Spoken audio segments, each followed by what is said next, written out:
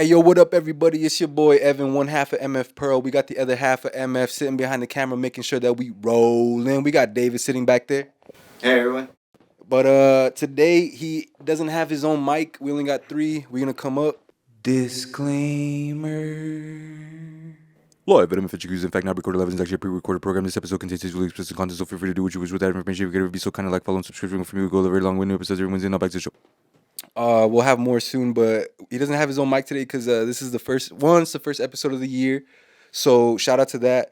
But two, we got our first episode where we got a couple guests today, and both of them, throughout the last couple years, have grown to be really good friends of mine. I really respect what they're doing with the community that they're a part of, the way they see things. They're just doing some dope shit with their project. I don't want to say it in the intro and shit just too yet, but my dogs, they live what they preach. They're all about the shit that they do, and I can't help but respect them anymore because of it. But we got my homeboys, my two dogs. We got Thomas and Freddy from Run For It.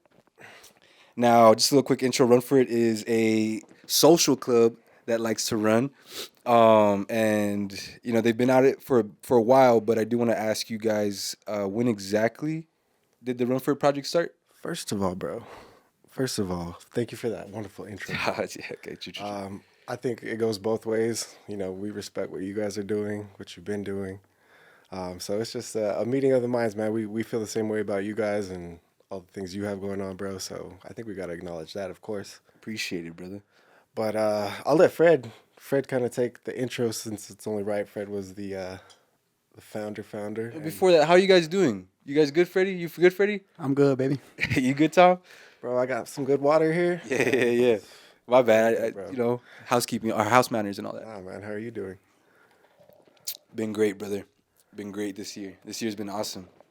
How It many has days been a are we good in? year. We're what? 10 days 10 in, days in? bro. Just 10. It's been a good day. Yeah, straight up. Day and a good year. Yes, sir. Even though we're 10 years in. Or 10 days in. Shit. 10 years into the year. Nah, bro, I agree. I feel like the energy this year, I don't know if you guys feel the same way, but it's been up so far. I mean, Yeah, I agree. given, things going on, but it's been good so far. Hopefully Yeah. it stays that way. Yeah, man, let's get into it. Run For It is, the focus point. I love what you guys have been doing. I want to learn more about it. We never really get a chance to sit down and just kind of talk. So I kind of have an idea of when it started, but I kind of wanted to ask you guys a little bit more specifics. When was Run For It founded? Kind of how it was founded. If you want to just start there. All right. You want me to- Yeah, bro. I think right. you started. I'll just. So me and Thomas, we lived together back in the day. Right up the street, actually. Yeah. 620 Stewart, man. Those wild days. If people been there, y'all know. If you know, you know. That spot was legit. We had a good time there. Lots of Hennessy was Oh, yeah. consumed in that A lot house. of Hennessy and tequila in that house. So me and Thomas, we lived together, and during that time, I was coaching. I was coaching track. I was one of the head varsity coaches for the track team at one of the high schools. My aunt kind of passed away. Well, not kind of, but my aunt passed away. And I came up to Thomas. I said, you know what? Let's do a run for a charity run, and let's talk to these nonprofits and kind of do something in the sort of cancer thing. And we kind of linked up. We talked about it, and then the more we talked about it, the more we were like, okay, well, we know people from the gym. We know how we can kind of collaborate everybody together and get the momentum going. And I looked at Thomas. I said, man, what kind of name can we come up for something? And Thomas came up with the name Run For It. He's like, what is it that you're running for? What is that it factor? And it just stuck. So Thomas can kind of elaborate a little bit more on that, and then how we, kind of elevated through that. Yeah. So like Fred was saying, we had it was more of just like Fred likes to operate, and I think it's a good thing because it leads to a lot of good ideas. But, when he gets that inspiration, he's just like, hey, let's do this. Like, don't even think about it. We're just going to do it. So it really came out from that same mentality. He's like, hey, this is what happened. I want to do this run. Let's bring people together. And I guess to backtrack even more, we'll get into that. But Fred's always been a lifelong runner. I have not. Like, I used to hate running. It was not my vibe. But anyways, after high school, at a certain point, I fell in love with it, as people do. But yeah, he said, let's have this one event. Let's knock it out. And that's kind of where just bringing running community together for the first time really came about. And that's when we had the 5K. Yeah, that's what you're talking about. So 5K. Our first 5K, 2018, December 2018. So yeah, 5+ years ago was the official start of Run For It. Um, and yeah, so how did the weekly runs come about? Did we do that before leading up to it? Yeah, we did that before. I know we were working with Johnny and all them from Later, kind of letting us come to That was the first one we ever had. the bars and be like, hey, we're going to host a run Shout club. out later. Yeah, shout out Special to spot. Yeah. Johnny and Junie. So I reached out to them. I said, hey, look, here's our logo. Can you guys just display it on the screens and everything like that? And we'll bring the people. You don't even have to give us incentives. Just let us bring the people. And we're just going to have a run. So pretty much it was everybody from Get Lifted and then our friends from just high school and stuff like that who came and support. Some Black Flag people. Some Black Flag people came through and everything like that. So I think we started maybe roughly around 20 to 30 runners to start. And the majority of them were the gym members. And they would just come and say, cool, to support and everything like that. And then we started hitting social media a little bit harder. Thomas and I started doing the promotions, paying out of our own pocket just to kind of get exposure on the social media. And then from there, that's how we started doing, hey, hire people to do some of the videography stuff and taking pictures and then promoting even more. That way we can kind of do that run that we did, the first 5K run that we did in December of 2018. And then from there, it kind of just expanded to going from different places to like Savage Goods, or we went to Tippy T's, we went to Lost and Found, and a little bit, where else? What's that one, that juice place? Juicery Plus? No. Yeah, so it turned in from a 5K, which was really great. We had a good run, like we like to do. We always try to bring a little bit more than just running. So like Fred said, we had vendors, local businesses, local gyms. We knocked out that 5K. And I think at that point it became like pretty obvious, like, oh, we should keep doing something more on the weekly, like Fred was saying. So yeah, we ended up, just hopping from spot to spot each week. People would come through the local business, Savage Goods, later, Lost and Found. We hit some places on the east side, so we're getting a good turnout. People were starting to finally like, okay. And I think that was really always the goal from the start. Was Fred was like, hey, all these big cities, Austin, Houston, San Antonio, they all have big run clubs. Like, that was something he showed me that I really wasn't familiar with. Like, oh, that's a thing, Every other big city, it's a social, like we try to make it. It's a social project that brings together everybody. And he's like, that's what we're lacking here. Let's keep it going. And we just went from there. Did you guys celebrate the 5-year anniversary? Like, it was December, right? Yeah. Do you guys know the date? I would have to look on the archives. Yeah, look it up. Yeah, I feel you. Because we just had our 5-year. Oh, it's actually coming up in 8 days. Dang. Wow. That was the first episode. So like that's cool, man. I feel like Run For It and MF are a little like in line in terms of timelines. Mm-hmm. Half a decade deep. Yeah, man. And that's what I gotta shout you guys out the most on, is because a lot of projects, they come and go here, man. Mm-hmm. And I don't know what it is. It's either it was just lightning in a bottle. It came in and went as an idea. It didn't get enough of the support like fast enough, and people kind of give up on it. Yeah. What do you think some of the challenges have been that have tested your guys' like determination to keep this going? No, I don't. To be honest, I don't think me and Thomas ever faced like a challenge that deep. Mm-hmm. I think everything was pretty much set in stone when people hit us up. Usually the people, or we give the people, especially the collaborators, they come to us with their ideas. We let them do free range. Like, okay, we'll bring the runners. If you guys want to just supply us for whatever you guys want to do, that's cool with them. Because that's majority of the business owners, right? They want us to bring in more people to expose a little bit of the business, right? And then from there, me and Thomas are like, okay, we'll come up with our marketing and everything like that. Keep it the same, because Thomas does all the marketing and stuff. He does his designs and everything. And we keep the aesthetics the same. And then we just let the vendors know, or the collaborators know, hey, this is how it's going to go. This is what we're going to do. And then anything from there, you guys just throw us some ideas, and then that's pretty much it. But yeah, it's always a team effort. That's how it's been from the very first, like literally the first Run For It we had. It was, hey, let's collab. Always like like you said, El Paso, sometimes it's hard for things to stick. Things come and go. So I feel like the only way, as you know, bro, is to prop each other up and, hey, let's get exposure on both sides. But yeah, we took a hiatus, with COVID. We had just kind of gotten started. That first year, 2019, was when we really, we were hitting the weekly run club, like establishing, and that's what we are, as the weekly. And then of course COVID hit, so like that, like many things with you guys, I'm sure it just took the traction out of everything. Yeah, I think it cut one of our seasons like in half. We just stopped it. Yeah, bro. As you know, man, it was just a dicey time and people didn't want to gather or whatever. Yeah, especially for you guys, considering the fact that you guys are bringing like 30, 40 heads at a time together, man. I'm sure it was like frowned upon and all that to try to do a run and everything. Yeah. Nah, so I think we had a virtual. That was like the most we did. The Like 100 mile, everything else. the 100-mile month. No, we did a virtual. Was it a half? Yeah, virtual half. And that right there really popped off Run For It too, because we were gaining a lot more followers and a lot more traction. So people were like tuning in to what we were doing. And then me and Thomas were like, do every day, let's just throw in a workout. And people would do it and they would tag us. And then that's how the exposure happened. And we would just have like 10 to like 20 followers per day during that COVID time, because people didn't know what to do. They were going nuts. So like, okay, we're going to just go run now. I think COVID made a lot of runners. Like, Yeah. Honestly, what did during that time did you guys? Because you guys had already been, working out consistently, running, whatever it may be. But is there any like other habits that might have picked up, or anything that like habits that died out because of COVID? Like, how did you guys personally get affected by it? Because regardless of whether we we all kind of had to deal with like the societal like repercussions and everything. I think for me, no lie, I think running became a habit for me. I remember, bro. I Yeah. think obviously I've known you for a minute, bro, and I feel like that's what you made it. You like you said, we don't have anything else to do, bro. Yeah. So you just hopped in full. I think that's when you really hopped in full speed and Started doing jungle gym workouts. Yeah.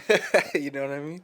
The gyms would let us take weights home, like Steve or Nick. They would let us take weights home from either Get Lifted or from Black Flag, and I would just do the workouts outside my house, and then I would just go run after.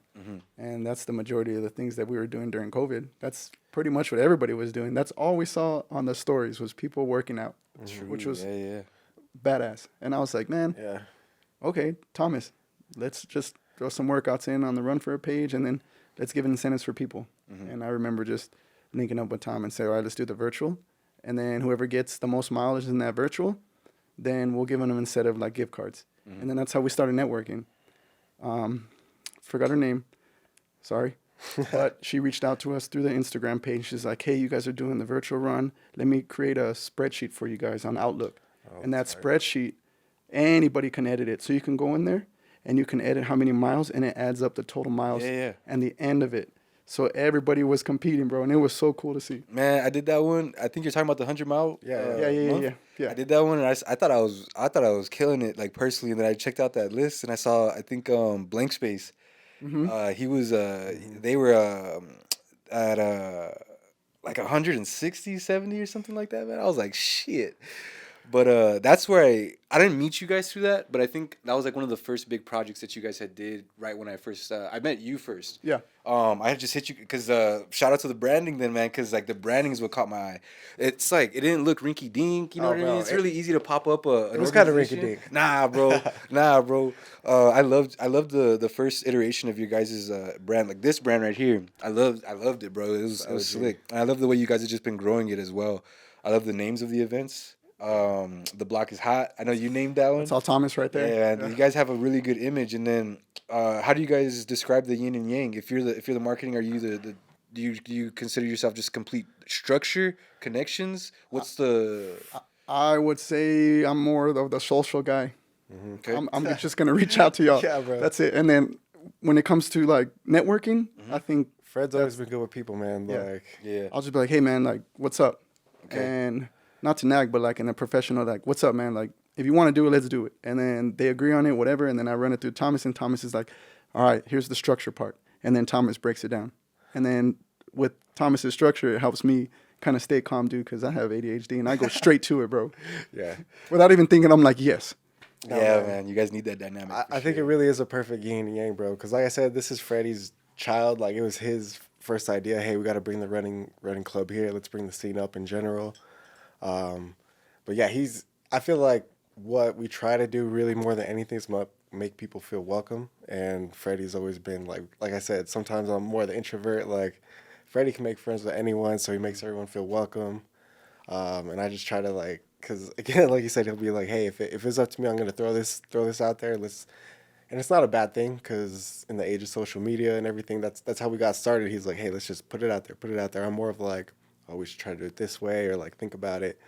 And I think it's a perfect blend of both. Like, because he's got the ideas, hey, let's just fucking do it. I try to like analyze it a little bit, but not too much, because like you said, it's grown organically. So yeah, man, it's always been a good thing, and of course, just the physical presence. One of us has to be there, so if like schedules don't align, stuff like that. It's always cool to have two. Yeah, I feel yeah. you. I feel you. I was gonna say, so the idea is kind of birthed out of trying to go ahead and honor your aunt. Um, but what was the moment where you wanted to? Because the initial idea, was it a club at first, or did you kind of just want to do that one single event at first? I think we just more of wanted to do events, you know. Okay. But then it led into the club because we were doing it at the gyms, we were doing it at local businesses, and then people were just kind of following, and then that's how it kind of led into the run club. So when you're getting into that and you're coming to that realization, had you already had a list of other clubs from other places that you were inspired by, or did you look for those clubs because of the idea starting to grow? I just when I was living in those cities like Austin or Houston or Portland, I would see the clubs, and I'd be like, What was your experience in Portland? Because that's really close to Washington, right? Which is really close to Oregon, which is like almost running country and dude. stuff. So my sister lived out there for 3 to 4 years, and I stayed without her. I stayed with her for 3 months in the summer, going into my senior year in college. And yeah, man, the running dynamic there is super crazy, and like it's like fanatic out there. Yeah. And then it rains all the time, so you just got to get used to the rain and running in the rain. But people are out in the trails, they're running, they got their kids out there in their strollers, and they're pushing that kid, and they're soaking. Like they don't care, they just run.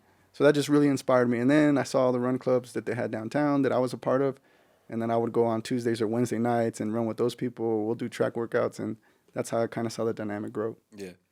That's pretty crazy. Tom, what after high school got you into running? Because Freddie, you were like a track athlete, right? So like it stems from that. But Tom, you hated running. How does that Man. how does that turn around?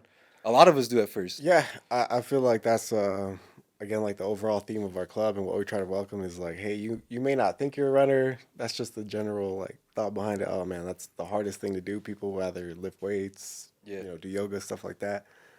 But I don't know, man. To answer your question, the switch just flipped one day. I think obviously being friends with this guy, seeing what he was doing like on the college D1 level, like fuck, okay, if he can do that, I can at least like get my ass up. And I think like most people find, bro, once you get through that initial hurdle of like this sucks and this is not what I usually do, you find it's like a mental release. Like, and I think that's really what got me into it. I was like, oh man, I feel better. Like instant therapy. So I think once I found that, like, even though it was obviously suffering at the beginning, it's like because I played basketball, I played soccer. You know, you run in that, but just the idea of running solely, I think, is what kind of like Yeah, fucks there's a lot of nothing people there up. to distract you from the fact that you're tired. Yeah. So yeah, it just flipped. Thank God it did. And like I said, I'd probably influenced from Fred to just like give it a try. Hey man, you should, get a couple miles in. And I remember, I think it was around this time, like a New Year's, like 14, 15 years ago. I was just like, fuck it, let's try out running. Made a little schedule and never looked back. So well before Run For It though. Oh yeah, well before. before, yeah. So And then while before you guys were even living together too. How far does you guys' friendship go? oh man, I've known Fred since middle school. Yep. I've known of Fred for even longer, through like city sports and stuff. True. One of our good boys, Jason, that was like the oldest link of how we knew each other. But we'd play each other in like basketball, certain things, be in the same vicinity, even as little kids. Yeah. But I didn't really fully know Fred till middle school, right? Yep. Middle school. And so I don't want to date ourselves, but that was quite a while ago now. So I've known Fred, 15, 20 years now? Yeah. Yo, I know that, and I'll do a little shout out real quick, but on the most vulnerable player with Diego, you mentioned that you were in the McDonald's League. Oh, dude. Were you also in it too? Bro, if you Yeah, know, you know. I know. What I know the McDonald's League, bro. I'm Going sure to the I'm Lincoln sure you Center played- to go pick up my jersey and stuff, bro. See what color you're going to have? Like, I Yeah, hope it's yeah. not some trash. Y'all better have purple number or- 4. Y'all better have Oh, actually, I was always trying to get number 3 during that time because of Iverson. right. But yeah, I know the McDonald's League, bro. Straight up, I had a game winner in the league. Crazy. Oh, I man. was like 8 when I hit that shit Bro, too. McDonald's League, bro. OG. I mean, Yeah, I still talk to those people to this day. Yeah. I mean, pretty much, basketball in El Paso, if you played basketball within that era of 2005 to maybe 2012, then Yeah, it was in my personal opinion, El those were Paso the hoopers. hoops is like El Paso dating. Like everyone knows everyone. Oh yeah, God, Like, man, I miss those everybody days. knows everybody, bro. I'll never forget the day that that team we won with Josh. Which show? Josh from the Pack. If you're watching this, Josh, we won that championship Flint? against all those Yes, Chapin bro. motherfuckers Yes. at the Don Haskins Centers, You know dog. Flint that long? Yep. Damn. I remember, bro. I hit the game-winning free throws. That's all I remember. And then Josh was a hooper back then, so Josh went to he went to Santa Teresa. Damn, dude, that's a good And memory. yeah, bro, it was me and Josh and then a couple other cats that we used to play with, and little Eric. Man, that was a badass team, bro. That was a bad squad. You have to get Josh on here. Tell us his stories about the McDonald's League. Dude, yeah, Josh, bro. And that was the reward, bro. You got to play at the Don Haskins Center. That's true, You made it huh? to the- Man, to the final? I guess we never made it to the final. I don't remember that. I don't remember getting to the Don Haskins. Yeah, bro. That's crazy, man. One of my biggest regrets, honestly, I try not to live with regret, but I wish I was more aggressive as a hooper back then in grade school. Because now I go play pickup and I'm like aggressive now, and that's how I should have been playing since back then. I'd have got more playing time. I'd probably been varsity my sophomore year. I had to wait till my junior year. Did you guys make varsity early on? Did you play in high school too? Oh yeah, bro. All 4 years. Yeah, I feel like that's all of our regrets, honestly. Like, if I had this mentality back then as a fucking dumb 16 to 18 Yeah, year man. old But kid, I like, get over it though. I try not to like. I see some people still like posting their hoops highlights. I'm just like, nah. At least I'm not doing that though. You know? Yeah, bro. Hooping, bro. And I talked about it with Diego. I got my competitiveness because of hooping. Yeah. The people that I talked about, Coach Martinez and my dad. Mm-hmm. I mean, if it wasn't for them two yelling at me all the damn time, especially Coach Martinez, I don't think I'd be the person I am today because of those guys, man. Were you guys? You guys both went to the same high school? Yep. Which Burgess. one? Burgess. There you go. bro. There you go. this is how actually. What classes ish? Because I got to play a summer league with Jones one time. Oh, with Aaron. Yeah, but that's also Alvin. like the class of 13 age. So you Yeah. guys are like a little bit older than me. Yeah. Did you guys even go to We were- school with him at all? So we were seniors when he was a freshman. Yeah. Was it like a big deal, or did he didn't pop off to like, or the twins No. didn't pop off to like junior? They Sophomore? were a big deal even when they were in middle school. I mean, they went to Shit. Ross, so Okay. I mean, we knew about them because they were like, oh, we're getting these kids from Ross. So Oh, true. as soon as they got in, they did their thing in track, they did their thing in basketball, and they did their thing in football. So Yeah. I mean, they were just all around athletes. Yeah, bro. But yeah, we were class of 09, man, fucking long time ago. But Yeah, you guys were seniors right when I was a freshman. okay. Yeah. Yeah, man. Like Freddy said, that was a whole era. Before us, it was like Cliff Tucker. At Burgess too? Yeah, bro. Yeah, Chapin, right? you had Chapin, Oh, Cliff true, Tucker. I We mean, had, John Skelton that made it. Obviously NFL QB, right? There were some athletes in Damn, I that don't really era, know bro. that. bro, yeah, we had. I mean, from the people that I still talk to during that area, because we were freshmen when Cliff and all them were seniors. So, I mean, that basketball, 2005, Yeah. crazy. I mean, I can name everybody from every school that I remember, but that 2005, 2006, crazy era. Man. Oh yeah. I gotta get this in because I gotta take it back. No, this is just a story talking about hooping, how me and Fred know each other. So the thing is Fred used to be like legit not good at basketball, bro. Sucked. Like he was awful. Like not someone that you'd be like, oh, that guy's a hooper. He was a crazy athlete, of course, but even I was better at the time. Me and my friend Jason and stuff. We were coming into high school, and then this guy, man, he had a gym at his disposal, as we all know. That's right. The MacArthur goat. The MacArthur goat. And he came up like crazy. I remember it was literally over the time of a summer where like he went from everyone dogging on him like Fred just don't even mess with it to totally leveled up his game. I don't know what he did, but he came back, bro. Obviously became city all-star, fucking a really good player, D1 athlete. So I think that's probably like you said where you got your competitiveness because he just flipped overnight, bro, from total scrub to like a good player, like our best player. Man. So, and he's been ever since, man. Just Bro, I'm telling you. I mean, I had the best coach in my life. I mean, I had a lot of great coaches, right? But my number one coach ever was Coach Martinez. If it wasn't for Coach Martinez, like I said earlier, I don't think I'd be in the mental state I am today because of that guy. Was that the main thing that you got out of it, like the mental edge, or was there like a lot of technical stuff that he taught you, like he taught you how to Nah, bro. shoot and stuff like No. that? Nope. It was all the mental The shit. mental edge, yeah, Like- which is arguably a little bit more of a big deal, you know, because I that's don't- what gets you over a lot of humps. Like, Coach Martinez is a great coach. He's still coaching right now, and he's doing absolutely phenomenal, right? He's still with EPISD. But I don't know if subconsciously, if he was thinking, like, I'm just going to yell at this guy or, like, just to be a dick, or maybe there's some development there. I still don't know to this day. Maybe I should talk to him about it, but because of him, he created something in me A monster. to just keep going, bro. And I still keep it till The MacArthur today. goat. Yeah, bro. So, shout out to Coach Martinez, man. Hell yeah, man. Love that guy.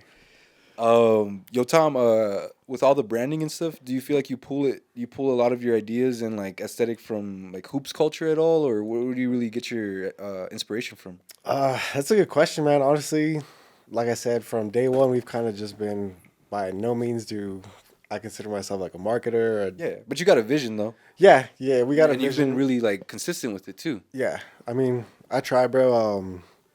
Honestly, man, I think it does come from just my personal taste, but also seeing what Fred showed me as far as how other run clubs operate, how they, you know, this is like what the aesthetic that appeals to people to get people out. And I'm like, okay, that, you know, and we even have the personal conversations like up to this day, like, hey, man, like I want to try to be a little more structured here or there. And like, we bounce it off of each other, like trying to tighten it up.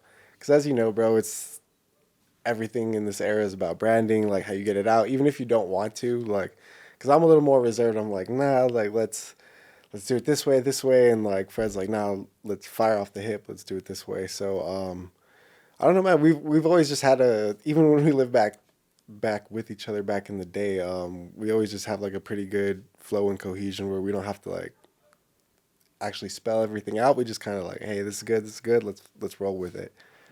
And just as far as the designs and posts and all that, we've always had a lot of good help with people we've collaborated with. They've helped us build the vision too. From Thoosh to the guy, Carlos taking our pictures now. Again, we try to involve everyone and people hit us up. So it's always a group effort, bro. Like what I do is just getting out the message, like, and try to make it appealing to everyone, because that's what we want to do, is appeal to everyone, but also really pick up the running culture. Is it like a collective idea, or did you lead the way on directing Run for it to be like black and white, like monochromatic for the most part? It was all Fred, man. Yeah. Yes. That's your brand as a whole, huh? Because like on your personal stuff, you'll do a lot of monochromatic, always black Yeah. and white. I always got to desaturate my photos whenever I'm tagging y'all. I want to kind of like, I was always into black and white because only my dad was into black and white Nice. back in the day. Yeah. And my dad used to be a photographer. Oh, and he used to shit. develop his own pictures. So he took me into those dark rooms and he used to show me how to take off the camera. This is how you're going to place certain things so you remember, because when it's dark, you got to know where everything's at. And then he'd take me into the red room and he would show me how to develop everything. So I think the aesthetics of black and white was because of my dad back in the day. Yeah. And I still have a lot of them pictures from my dad that he developed that are black and white. And I got them all hanged up in my house. So I just keep it that way because I was always liking black and white. You ever think about picking it up? I do have my film camera. Yeah. And I have a lot of film that I haven't developed yet. Does it expire or anything like that? No, it doesn't expire. You just keep it in a cool place. As long as you do that. So you credit your pops and your coach to basketball, but and I know that your dad plays a big role in your life. What kind of role did he play in running, and specifically did he, like, maybe if any, his role in helping grow the organization, maybe just keeping you motivated, supporting you through it all? Yeah, I mean, for the most part, Thomas knows my dad too, like, very well. I think from my dad's perspective, he was just like a hard worker. I mean, he woke up every day at 4 a.m.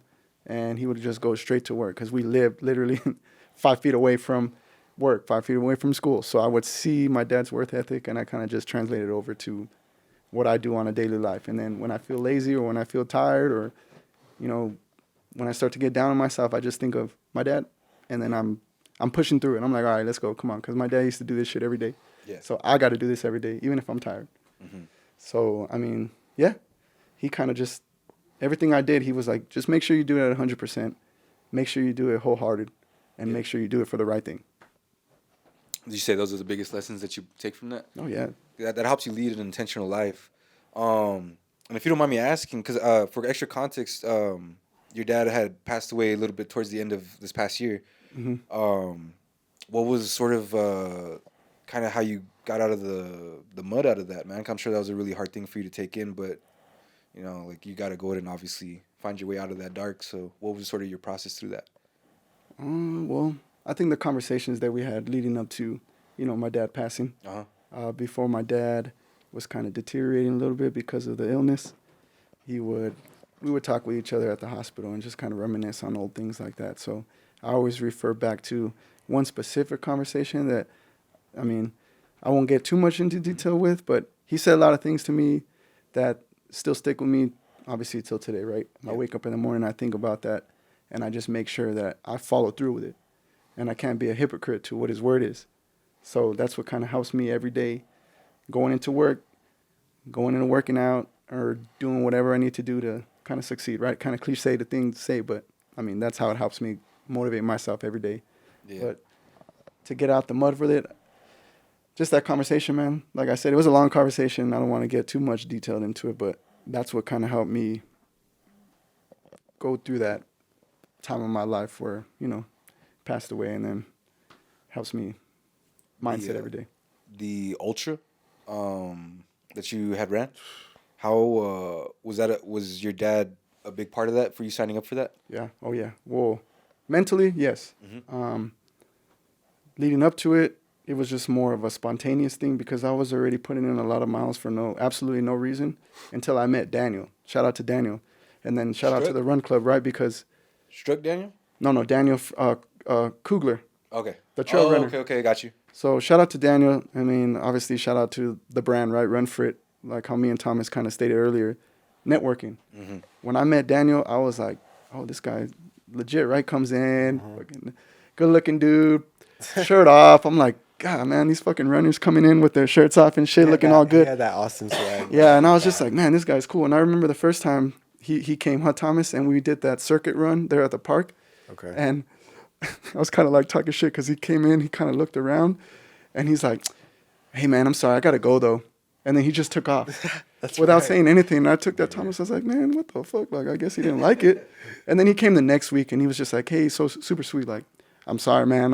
It's because I was pressed for time. And he explained himself. And then I'm like, nah, it's cool, man. And then from there, we just started talking about trail running. And he's like, oh, well, maybe you should start trail running with me. And then he took me on the trail run. And I was like, man, fuck it. I'm going to sign up for a 100-mile run. And that's how it went. Damn, man, fuck I met him the next week. And then every single day, we would just go run in trails. And then that's how I was just like, you know what? Let's just run. Let me just sign myself up, because if I don't do it now, then I won't do it. Let me ask you guys a little bit of something that we can all just bounce off of. Because I personally have it, but I know that both of you guys have at least done a marathon.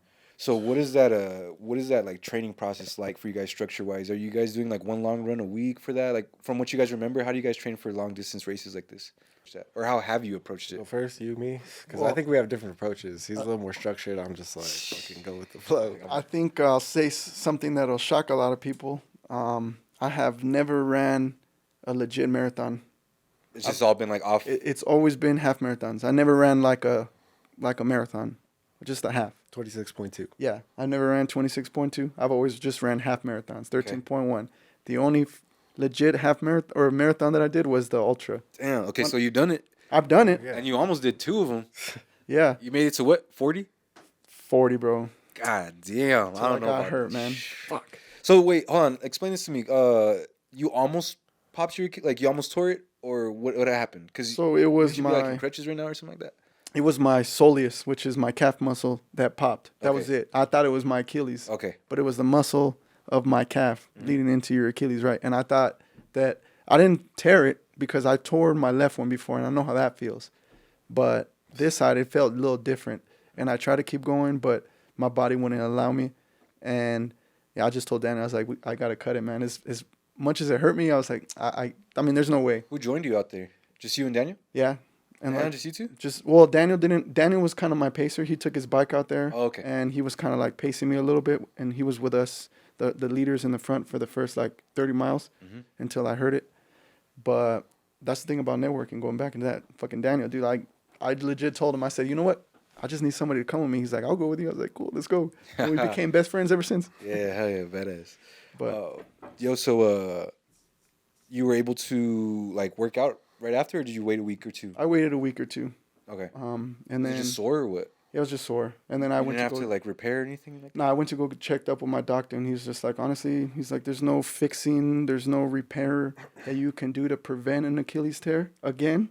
You just have to you have to focus on, you know, the kinesthetics type of things. Like you got to do what you did when you did rehab on your left. You got to do it on your right to strengthen it up. That's all you can do, because it's like it's inevitable, right? What type of stuff did you have to do?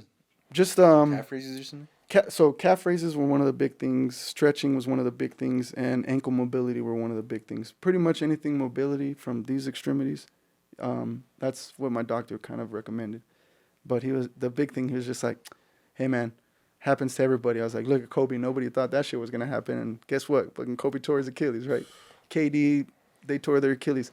I mean, these people, they train, they have millions of dollars, and they can do whatever they want to their bodies. But at the end of the day, they're gonna just."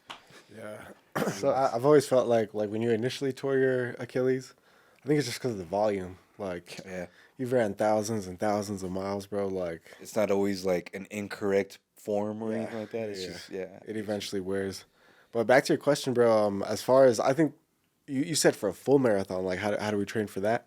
Yeah, I feel like a half, there's a little bit of training you can do, but once you get into a groove, it's sort of like, if I could do 10, I'm going to do 13. I always tell people, How do bro, you do I'm that like, 26, though? if you can run 5 to 6 miles, you can do a half for sure. Because it seems like such a big like hurdle to go over. But a one-time effort, if you can get that Yeah. type of mileage in, but a full, yeah, that's where I do have to start writing down like a schedule or ask this guy because I've run a couple fulls. Mhm.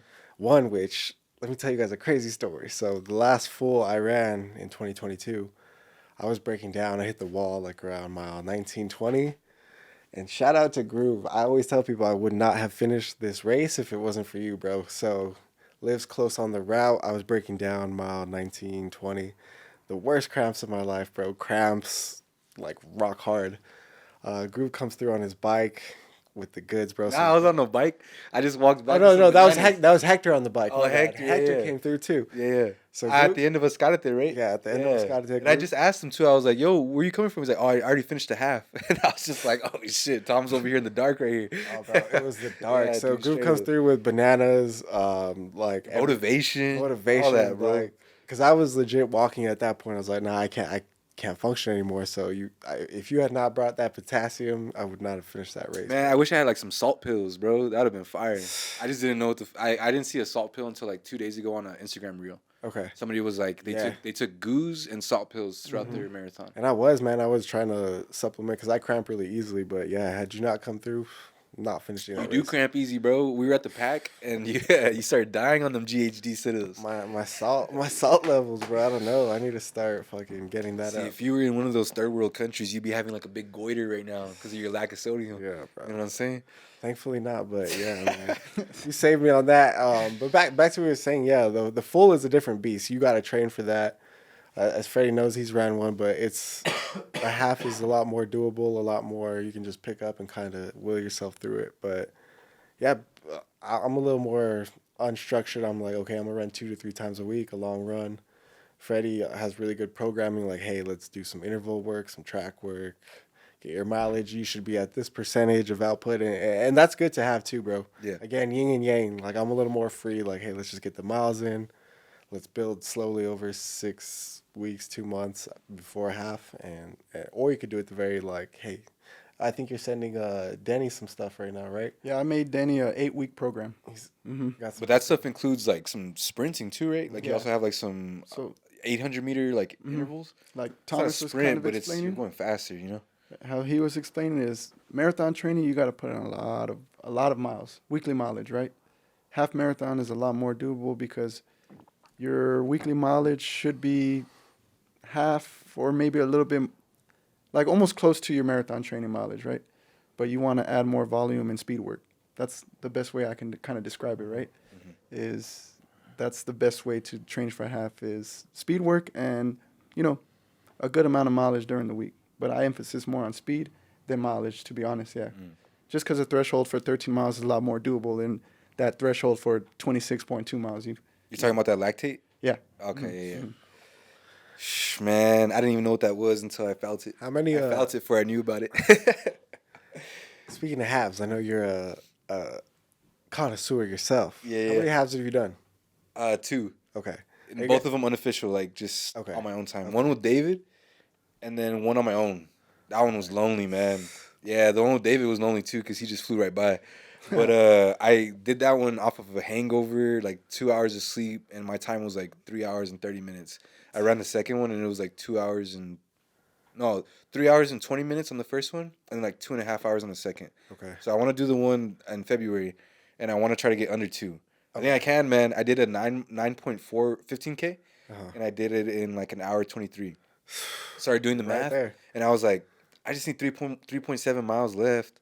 I got 36 minutes to do it. I could do 4 and 36. Shit, I could do 4 and 34. You know what I mean? All these numbers start going through my head, and I'm like, I could do a sub 2, bro. I could really do it. I felt good on that 9.4. I was actually mad that I didn't just finish out the 10. Yeah. But nah, bro. Some days I don't. Some days I do a mile and I feel like shit. It's crazy, but I never feel worse after the run than I did before. So that's what keeps me. That's what keeps me going, bro. Is like knowing, all right, at the end of it, I'm gonna feel better though. So Let me tie that into just kind of like what I think people get out of coming to Run Club, and like you said, you never feel it's a form of therapy for a lot of people, right? Myself, people that come, like you said, you never feel worse after a run. Yes, you feel like shit during the run. Some runs are a lot harder than others, but I think it's a mental, again, with anything, but especially running. Once you figure out, oh, this is boosting my mental here, it helps you with work, it helps you with personal relationships, your mood's elevated, you just feel better. Obviously, you feel better working out. People have their different resources to feel better, but I think what a lot of people subconsciously find coming to Run Club, being with other people, like, oh, I feel good. This is my weekly release. This is where we get to kind of just, or any run, not just our run, but any run, you feel better afterwards. So, yeah, you know. And speaking of a half, bro, you're gonna do that half. I know I've been trying to do it, and I keep falling off. I never end up signing up. Well, we'll get into that one right now. Yeah, I was gonna say, man, while we're talking about a half, Let's do it. Yeah, let's talk for our about it. half marathon for all of our people in general. Let's get a big group going. Bomb drop. Boom. Your first one. I have a couple people at my gym that are running their first one. I gave them Nice. So let's get everyone out there, man. Half marathon's what, 5 weeks away? Yep. 5 weeks away. Oh yeah. What, February 19th or 18th? I know it's on a It's always on a Sunday. Always on a Sunday. But let's do it, man. That's our main goal as far as run for it. But speaking of this half, let's get you out there. Let's get everyone in our group that wants to come, El Paso in general. It's a good vibe, as you know. Like, you're gonna have thousands of people out there. Everyone kind of uplifts each other, and half's a good time. That's one of the biggest things that makes me think I'm gonna get it under 2. Like I can get this stuff when I'm like by myself. I have lately I've been running with my boy Stevan, and but there's over the course of like that distance, it separates after a while. So it gets lonely, you know what I mean? And we have our headphones in anyway, but having the crowd around, like, I know that you said that I was a big part of that, but also, dude, how much is the crowd a big factor in those public races? A Like, huge factor. Like I've told the people that are running the half for the first time from my gym, I'm like, just wait till you literally feel the energy. Every couple miles, there's usually a station where yeah. And their like job is to also root you on. yeah, a bit yeah, too, just cheer you on. People make cool signs. People, just people that family, friends go support. You just feel a good energy, bro. It's usually perfect weather around middle of February. It's a little cold, but yeah, it's something that, like most things, it's hard to explain unless you just go do it for yourself. You've done some halves and fulls outside of El Paso, right? Yeah, we did. What was the one we did in Cali? We did a half out there. Santa America. Santa Monica, yeah? Yeah. Okay, so we've done Santa Monica. That one was surprisingly tough. Does El Paso do their races pretty good compared to other cities and stuff like that? Do you want my honest opinion? Yeah. Where can they improve? The routes or something? Yeah. I just feel, well, we do, okay, so I guess there's two sides to this answer, because the route for the half is usually pretty, it's pretty just like straightforward. Like they've converted it into just doing by like a escarate, like around that way, a straight line and back. Whereas they used to be a little more creative with it. Same thing with the full. Like the full used to be like more of a lap, like a big lap, and now it's from San Andres. It's point to point, right? Yeah, point to point. Okay. And again, nothing wrong with it. They do have to find a flat surface for everyone to run on. But I just feel like El Paso has so much potential. To, hey, let's do it in a more beautiful spot. The Scenic mountain, Drive marathon. Scenic That'd be Drive, insane. the desert. You know, Yeah. we got a lot of Sac options. marathon. Shh, that'd be wild. But Too many it's options. logistics too, as we found out. Even just doing our 5K, you know, you got to shut down the streets. You got to True. you got to really shut down. Some cities go all out. They'll shut down the whole city downtown. Yeah. We're not quite on that level yet, but hopefully it'll get there. Yeah. It needs more run for it in order for it to do it. You know what I mean? Like there needs to be a running community in the city. Do you feel like well, I mean you guys are contributing to it, but a realistic evaluation, do you guys feel like El Paso has an established running community? I'd say so. Kind of. There's a few clubs and shit. You know what I mean? How do you guys feel about it though? Like Thomas said, I mean, it structures from different types of running. You got trail runners because we got beautiful trails here, right? Yeah, we have a lot You of got a lot of road runners, and then you also got a lot of bikers. True. So, intertwined with all that, I think the community, when it comes to those type of things, comes together in whole because everybody loves to do that. But they also stick with it, right? Because I'm not going to go out there and do cycling because I'm not a cyclist, right? Or the cyclist is probably not going to go run unless they're doing an Ironman or something. But I think the community as a whole, running and all that stuff is pretty big, but it can expand more. I think it's grown. You Like think they need to connect more with cyclists and stuff so they can like see more potential? Yeah.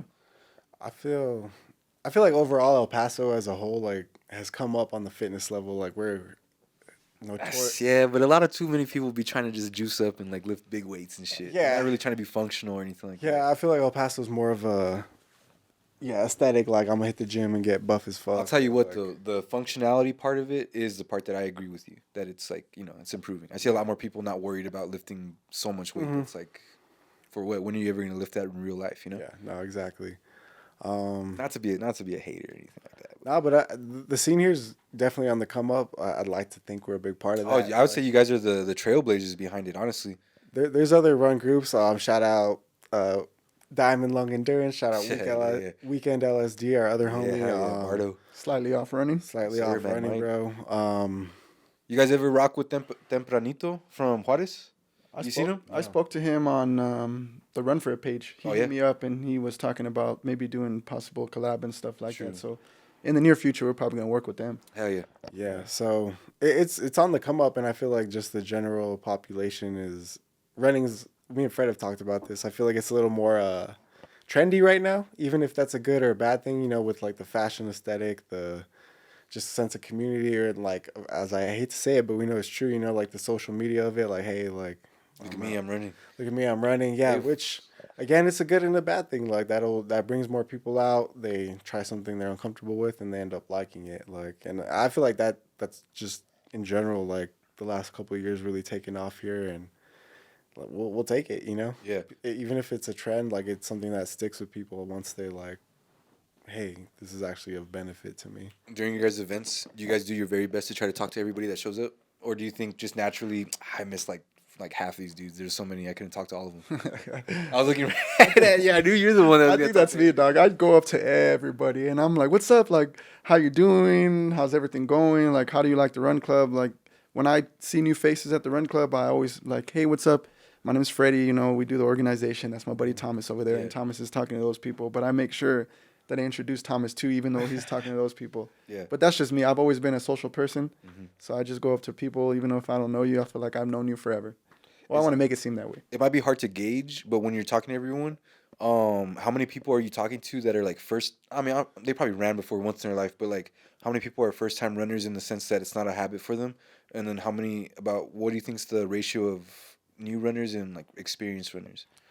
Is it 50-50, or do you guys usually get like a little bit more experienced runners? I would say we have like by now we have like our established base of like just diehards from literally like the 2018 times. We still have people that come from then, but people that really since we've relaunched this year have just been like pretty much every week. But the cool thing is we always have people every week hitting us up, hey, asking us in the DMs like, how far do you run? How fast do you run? And we're like, not just all paces. Everyone come. We have people going 7-minute miles, people going 13-minute miles. Everyone in between as well. Man, those 7-minute milers, bro. They be doing that downtown with all the elevation. Bardo and Yeah, bro, Bardo. Uriel. Those dudes are fast, man. I did a trail run with Bardo and I think his name is Gustavo.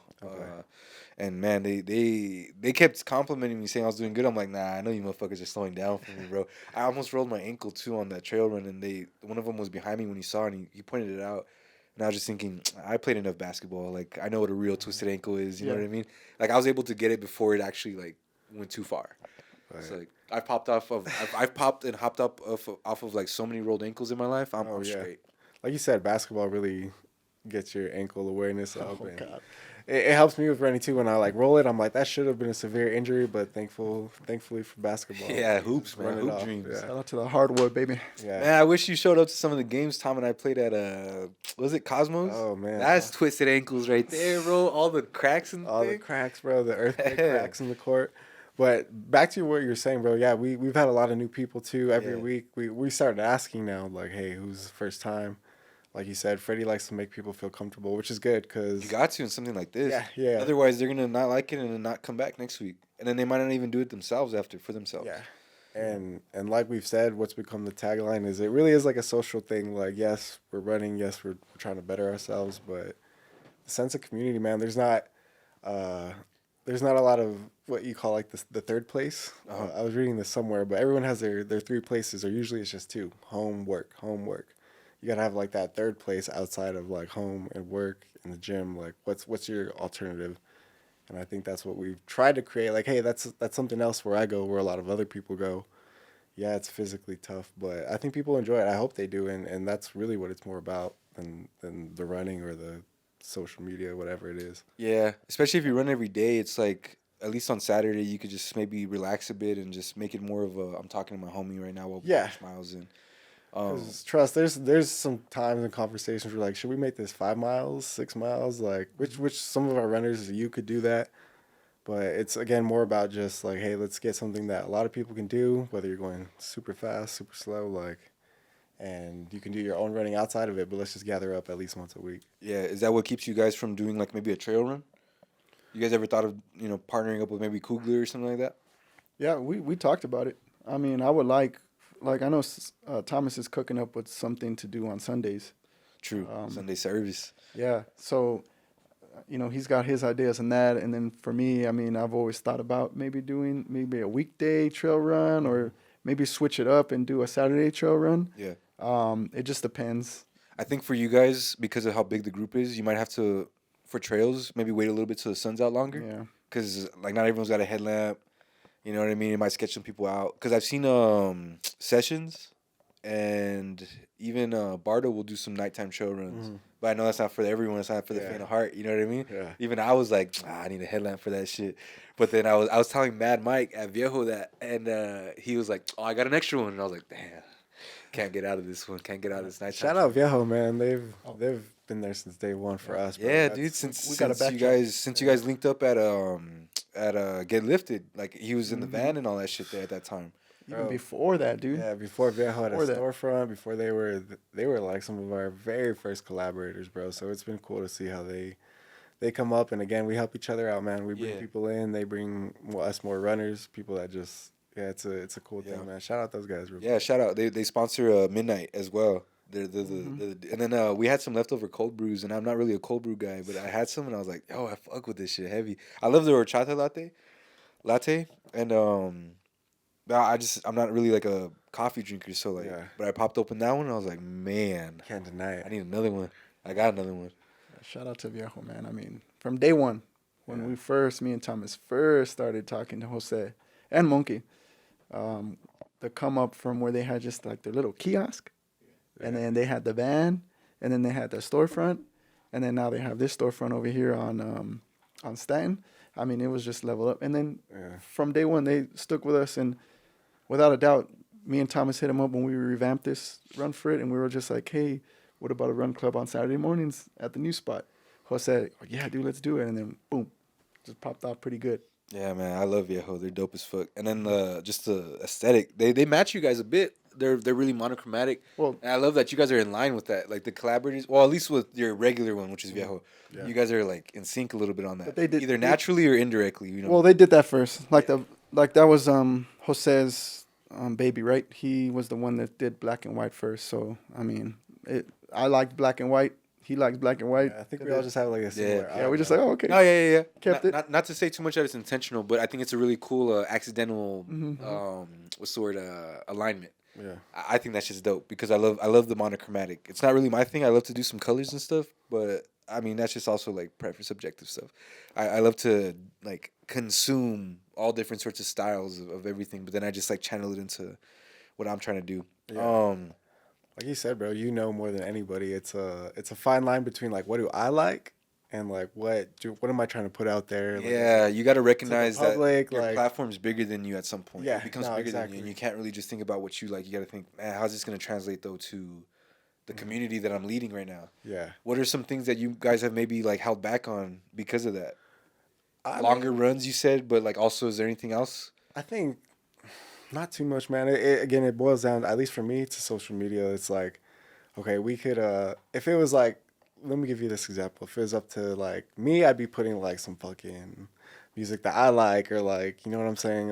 Some stuff that's a little more left field, or just the aesthetic. But you got to consider, okay, what, not everybody likes like some gangster rap. You can't do some like, deep house like, mix. Yeah, deep house like mix. we weren't gonna understand This it. got to be a little more like presentable, even though I think again it's a fine line because you got to have like your own personal like voice of your page. Like, hey, we don't give a fuck. We're gonna do things that we want to do too. It's not just like a cookie cutter. We're local. It's nothing too serious, bro. It's in a that run space. club. It's not even cookie cutter either. Like Yeah. people cuss when they run. They like, they spit and all that shit. Like, And it's grimy, So you guys do a really good job of balancing it because I know that you guys like throw out some like cusses and stuff like that here now and then. You know what I mean? Like in your captions and all that. But you guys keep a good balance of like presentable to families because I know some people come with their strollers and shit. Yeah. But then you also have like, nah, I'm here to fucking get better. You know, Yeah. I'm here to like better myself. Exactly. And that only happens sometimes when I get in the mud and grind. You know what I mean? Like I gotta get a little dirty. Yeah. So that's cool, man. But I'll let you continue. My bad. Thomas is the wordplay god over here. Nah, not even. Double entendres, triple entendres. Shit, bro, spelling bee champion in middle school. But nah, man, it like you said, it's just a balance, dog. Like it's again, I'm always trying to like subconsciously like, hey, if we really want to keep growing this, and it's growing organically, that's the cool thing is like we do a little marketing and this and that, but it's really word of mouth from people and. Hey, bring a friend. This person, I know this person likes to run. I'm gonna bring them next time. So that's been good, and I think that's all we're trying to do is just keep it like organic, because that's what makes it cool too with our runners. It's different people when we repost stuff. It's different music. There's someone rocking out, someone like listening to some house, someone doing 10 miles, someone doing their 2 miles, and like just getting it in. It's cool to see everyone kind of just under one roof. After the time that you guys have had, do you guys think that you've attracted a certain group of people, or do you think you have? Because I don't really talk to everyone at the things. I'm going as like is your guys' group pretty diverse? Yeah. Yeah. Yeah, pretty diverse. I mean, because I think it's because El Paso has like a cliquey nature. You know what I mean? Mm-hmm. So like, how do you guys avoid? I mean, that's probably just the way you guys present it and the way you guys offer like bring a friend and all that. It avoids that clickiness feel. Yeah. But do you guys see that also? And do you guys feel like you've had to deliberately avoid falling into that trap as an organization?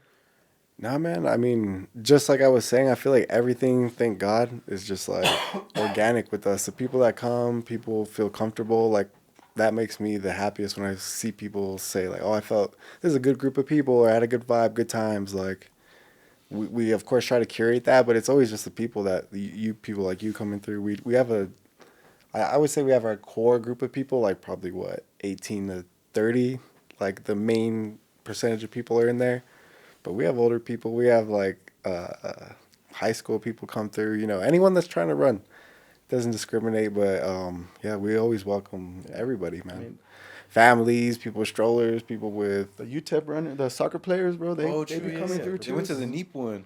And I remember you kept saying that I'd be one of the pacers. I'm like, I'm not going to be no damn pacer. What you talking about? And so I really took it to heart, man. And like the first mile, I'm over here doing like 12-minute mile, bro. And I fell behind on the rest of the race, man. I was like, that's calm down. I'm the middle pack pacer. I'll be like the 8:30 pacer or something like that. That's still quick. But I see those soccer players. At least they were wearing UTEP attire. I figured, and I just see them zoom right by me like 0.75 in, and I'm like, oh, this ain't gonna. I'm not gonna sustain this, man. That's this guy, bro, going hella fast. Yeah, I remember you reshared something on the Run For It page when I first like met you guys. That's when I first met you because the whole time it was anonymous to me. I didn't really know who was running it, and then you posted. I think you did like a 5-miler or something like that, and like every mile was like 5:20 or something like that. And I was like, that boy flying. And you respond like, it's me, Brody. And I'm just like, oh shit. Well, like it's a good thing that one of the leaders of Run For It can bust out miles like that. You ever do sub 6-minute miles or anything, bro? Maybe once a year, bro. Maybe once a year, G. I'm Shit. not about time anymore, man. It's more about distance. I'll take Okay, I feel you. as my body gets older, and I was like, I really want to be running for life, so I'm not. There was a time, bro, 30 pounds ago, where I could haul ass, but 30 pounds ago. yeah, Big now, baby. We're big that now. That pat Yeah, muscle. yeah. Yo, Freddy, how do you balance it out, man? Because I've seen some of your workouts and like the weight you lift.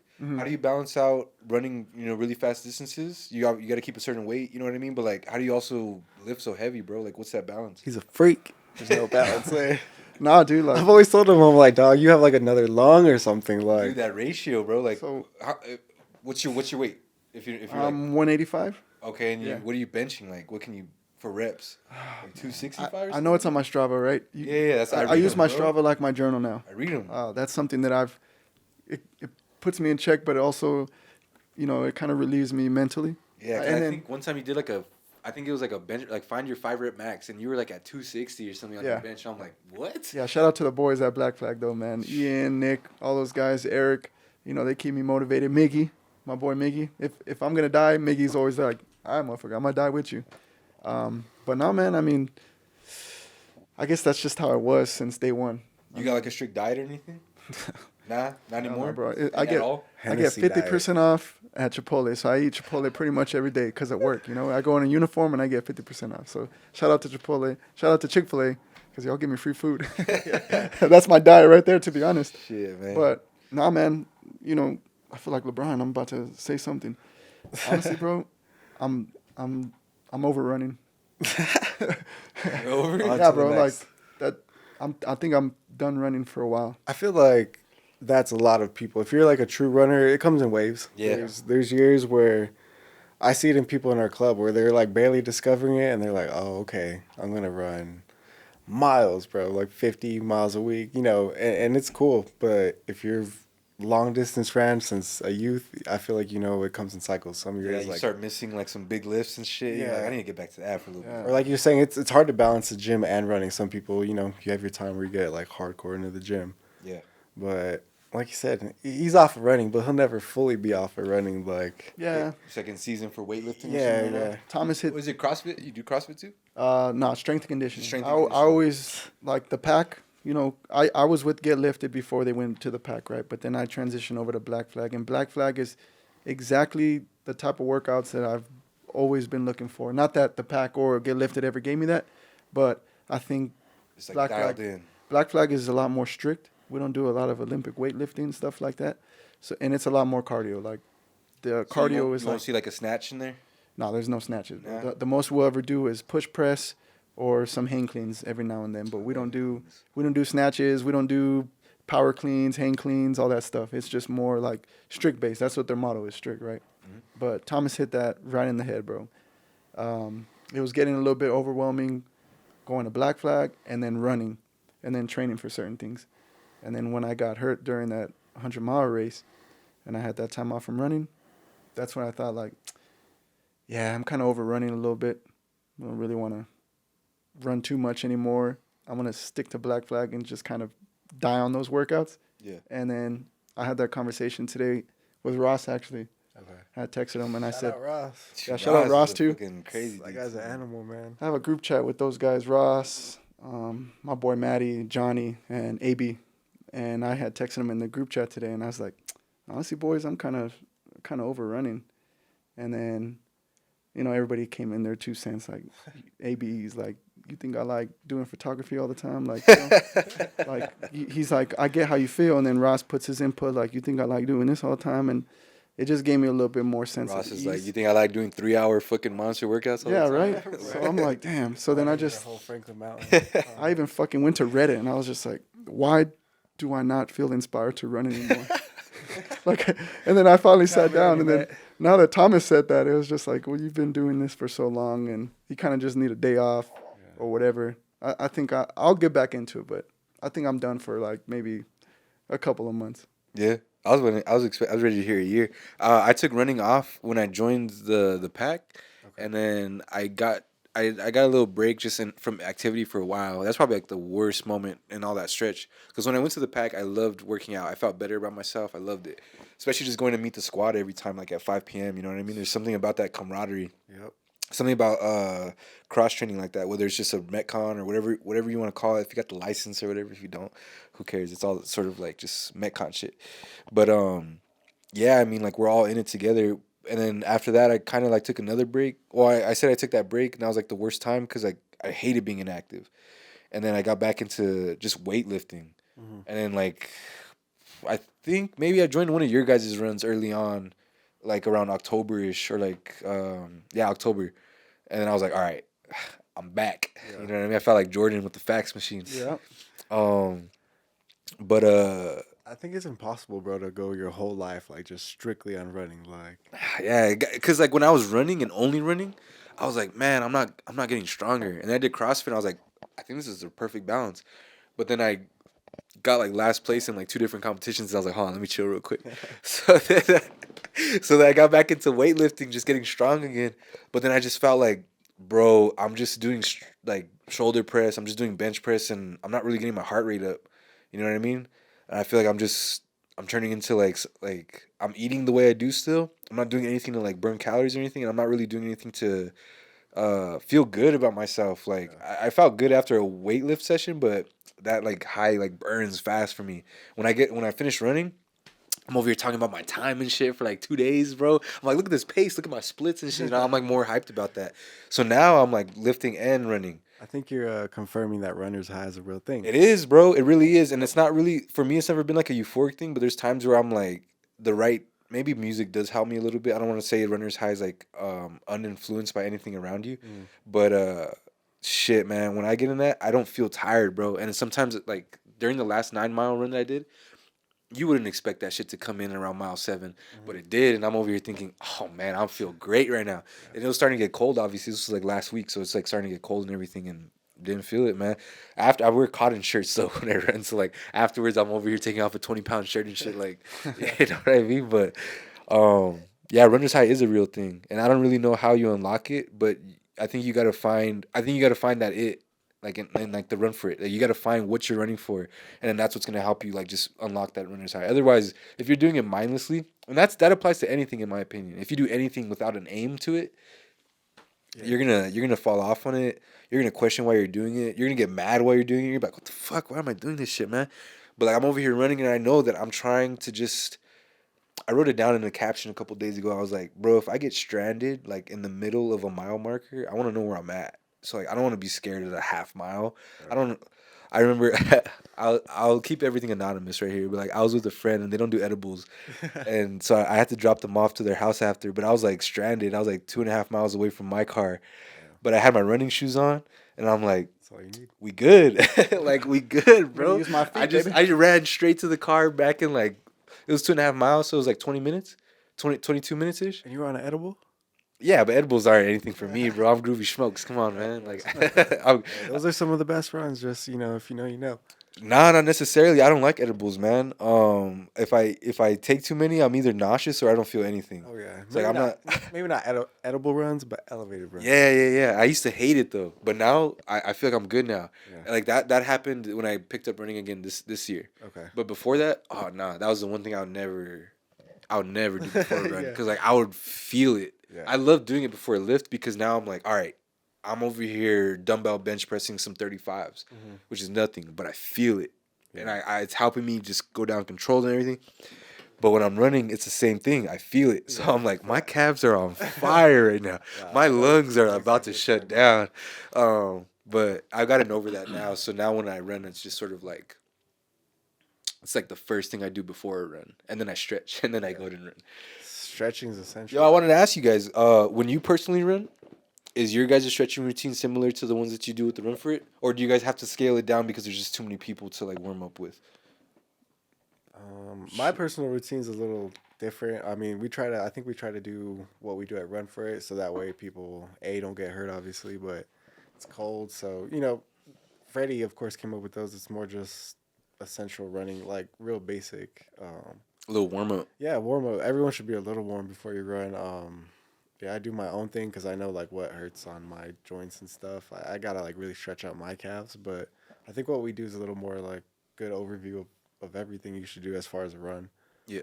Yeah, I don't know what this guy does. those are just more of the stuff that I picked up when I was in college. With my college coaches, he was. I wouldn't say he wasn't a big fan of stretching, but he said it comes to you when you start running. I mean, you're gonna get loose when you start running. So mile 1, mile 2 of your fucking 16-mile long run, that's your stretch pretty much. And then when you get to mile 3, you should already be warmed up and ready to hit those 6-minute miles, whatever minute miles he had us during the workouts, right?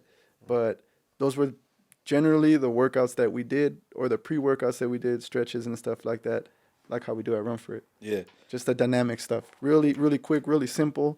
Get the juices flowing, get those fast twitch going, and then boom, you're off. I wanted to ask you guys a little bit of a change of direction, but not necessarily. David and I were also friends that met in high school, I guess. But now we have a project that we're doing together, and we've done it for 5 years now. And I wouldn't say that. I mean, we have a good yin and yang ourselves. But for the most part, something that I'm always trying to be mindful of is the moments or the day that will come into some serious friction. What do you guys do to keep that alive? Because you guys have 2 different careers outside of Run For It. Very different careers. How do you guys keep from friction happening? Whether it's a difference of ideas, whether it's like, a change of like life paths. Like, how do you guys still find a way to connect on this? Oh, that's a good one. Good. I'm glad I got it. That's a good question. Roast each other continually. Yes. Yes, bro. Yes. I call him Freddy sometimes just because. What? I call him Freddy. Like, Freddy. Yeah. Freddy what? Freddy what? But no, that's. I think on a more serious note, because we've been friends, I think that really helps.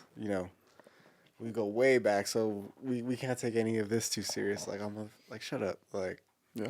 we do have our friction. We have our times like, dog, hey, like, I don't like this, or like, there's a little bit more of a tone to it, but it never gets too serious, right? So like, for example, if you look at our text messages right now, you would think it's friction. You would think like me and Thomas are arguing. No, that's just Thomas containing my ADHD, because my ass is just full send without even thinking, bro. And that's my problem. And I'm trying to tone it down a little bit, but I just get... That's a good thing, too. Yeah, I just get super excited, bro. And when I get excited, my juices start flowing, then I don't think about it, but I'm just like, all right, Thomas, look, I got this, and this. And he's like, whoa, calm down, bro. Like, I was like, let's structure it first. And then when he calms me down, it's more like there's no friction, but he's just like, look, step by step, this is what it is. And I'm sitting there like, oh, you're fucking right, Thomas. My bad, dog. Like, let's go your way. So I think that helps. It's a lot more communication than I would say friction, right? Yeah, I'm the ADHD in our shit. Yeah, bro. Like, Shooting off the hip, bro. Sometimes that's Hip fire, bro. I got the laser aim. it's a blessing and a curse, but I got that in the song too. I can't wait to show you that. I'll show you after the pot. okay. So exclusive. Yeah, some shit. Not on cameras, dog. Fuck no. yeah. Make you wait.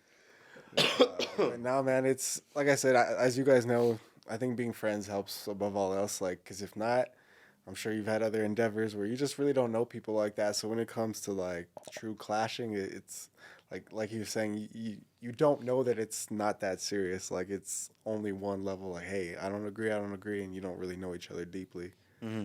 So we never get to that level. Really, it's if not, we just fucking again roast each other. Like, hey, what the fuck are you thinking? Or like, this doesn't work. You spelled this wrong. How many times spelled like, this wrong, bro. Like, I'd be like, dog, That's you. That's him in this, dog. Yeah. You guys are literally. This is a.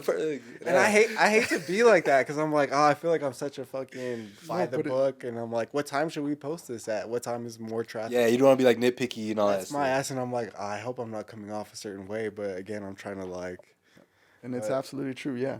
Because Thomas is It's a like, balance, bro. Thomas is more analytical, I would say, right? Yeah. Because you do work in that aspect, in that field, right? But Yeah. Thomas is just like, well, we get more traffic in this. And I'm like, motherfucker, I don't care. Drop this shit now. Yeah. We're going to get the same amount of likes than we would on a Monday night than a fucking Saturday morning or whatever. You know what I'm saying? Like, I get it. And then we kind of talk about it. And then from there, we're just like, We always find that okay. middle ground, bro. Yeah, but As then- you guys know, you just gotta find that middle place. Let's keep talking about middle ground. How do you guys find that middle ground between not taking Run For It serious, but also understanding you guys really are in a place to really take this, not only organization but community somewhere like big if you take it serious. You know what I mean? That's a good question. Yeah. It's kind of wild to me sometimes. Because sometimes it's not that I forget, but sometimes we have our careers, right? So I'm at work, and I think about Run For It, right? I'm always on my phone, reposting, whatever. But sometimes I'm just like, damn, man, we can do so much more with Run For It, and the way we can expand, and all these local businesses or people are trying to hit us up doing things, and it gets a little overwhelming sometimes, but I'll refer back to Thomas, like, what do you think, man? What do you think? Yeah. And so he kind of, middle ground right there. That's where Thomas comes in. Where do you stand on that spectrum, right? As of today, like, are you leaning more towards, I'm gonna relax on this, or are you like, nah, dude, if we buckle down, we can really make this something? I think we bounce back. I mean, not to give like the two ways answer, but we do bounce back between both of those. I think some weeks we're like, hey, this is a good thing we got. It's growing like slowly, organically, good vibes, whatever. But then I know we have our moments where we're like, bigger picture. It's always him showing me like, hey, look at what they're doing in fucking Portland or Austin. Like, look at this. This is legit with the editing, the events. Like, let's keep doing stuff like this, shooting higher. Like you said, I don't want to sound like a douche or whatever, but like you said, it's kind of a responsibility now that we have like a little bit of a following. And are we really trying to like grow the community? Yeah, we are. So like we gotta, I guess, take it more seriously. And like, Yeah. there's that part of it where like, okay, we are the biggest run club here. Again, not to sound like a No. It's whatever, objective, but- bro. There's no question yeah. about that. So it's like that's why again my analytical ass thinks like, okay, like let's take this. It's almost like a duty. Like let's make sure this is presented a certain way. Let's get more people involved. Obviously the goal's the same, but yeah. So it's a balance, bro. Because again, it's not that serious. There's a lot more important things Pressing going on in matters. the world. There's Yeah, a lot of conspiracies still not. Oh, God damn, don't get me started. There's a lot of aliens walking about. It's a bunch of Lizard people. people walking. Reptiles. through the walls Are and there stuff. reptiles, Groove? You tell me. I don't know about strictly reptiles, but I feel like there's beings among us That's that all are I'm a saying. little more of note. You know what I'm saying? Yeah. That motherfucker is not real. Gets me every time. Man, that shit was crazy, dude. I tried to look into that one too much, but well, what are you talking about with aliens and shit? What do you mean? What happened recently that they discovered that like people have been talking about lately? Okay, so this is what we've been arguing about. I mean, not even arguing, but are you familiar with what happened in Miami? No. See, David knows, bro. Give some David's give some context real quick David's for on the top of this shit. give I some don't even have context to for the ask. people like me then. Shit. I mean, it depends what lens you want to look at it through. My ass is a conspiracy. Oh, here you lens. guys are arguing about it. Again. You trying to you're a So I'm flat more, earther? No. It's not that I'm a flat earther, bro. I'm a realist. Well, it's because I'm in the field. So I'm going life, and then Thomas is going conspiracy. So I'll let Thomas go with the details on what happened in Miami, and then The objective stuff. yeah. Long story short, bro. When was it? Like a week ago, right around New Year's, there was a massive like police call out to the mall, like hundreds of squad cars, bunch of shit, whatever. Of course, we get the official narrative of kids were fighting, setting off fireworks and shit. So maybe that happened, but then there was just like the conspiracy side where people were like, nah, there was some aliens, some other 10-foot beings walking around, like Shit. coming in and out of consciousness. Like people were freaking the fuck out, running away, So, I mean, you just have different accounts. Like if it was just kids fighting, why was all of Miami PD out there? Why was like the airport shut down for a minute? And I get it, bro. There's terrorist attacks, shootings, stuff like that. But again, why would all these other people be like, nah, fam, there was something else there. There was government. Keep going. There's people, government people taking people's phones, knocking on people's doors, like, hey, you better, delete the shit that you're talking about. What happened here? Like you were saying, I'm not saying there was aliens there, but there's definitely some other beings out there. Maybe they were at Miami Mall, maybe they weren't. Maybe they were. Maybe they were. Ain't no all I'm gonna goddamn say. aliens at this fucking mall. Let me. At the mall. Why would they go to the mall? Yeah, bro. Good point. That's a good point. Oh, But let if me hear Freddy's voice. Let me hear Freddy's voice. Yeah. Hold on, bro. So most You gave the facts. Let's give your opinion, and then we'll get back on yours. This is a little alternate. So I'll speak realistic and then just speak in the field that I work with. I am a law enforcement officer. Okay, so I know when it comes to responses like that, you're gonna have everybody and their mothers, whatever agency that you're with, law enforcement, come to one group. Like Thomas said, can be a terrorist attack, could be an active shooter. In this case, yes, there was kids fighting. There was things popping off. So of course everybody's gonna. And then it's a mall, bro. So like it's an active shooter. So well, is what they were saying, right? So everybody's gonna come there.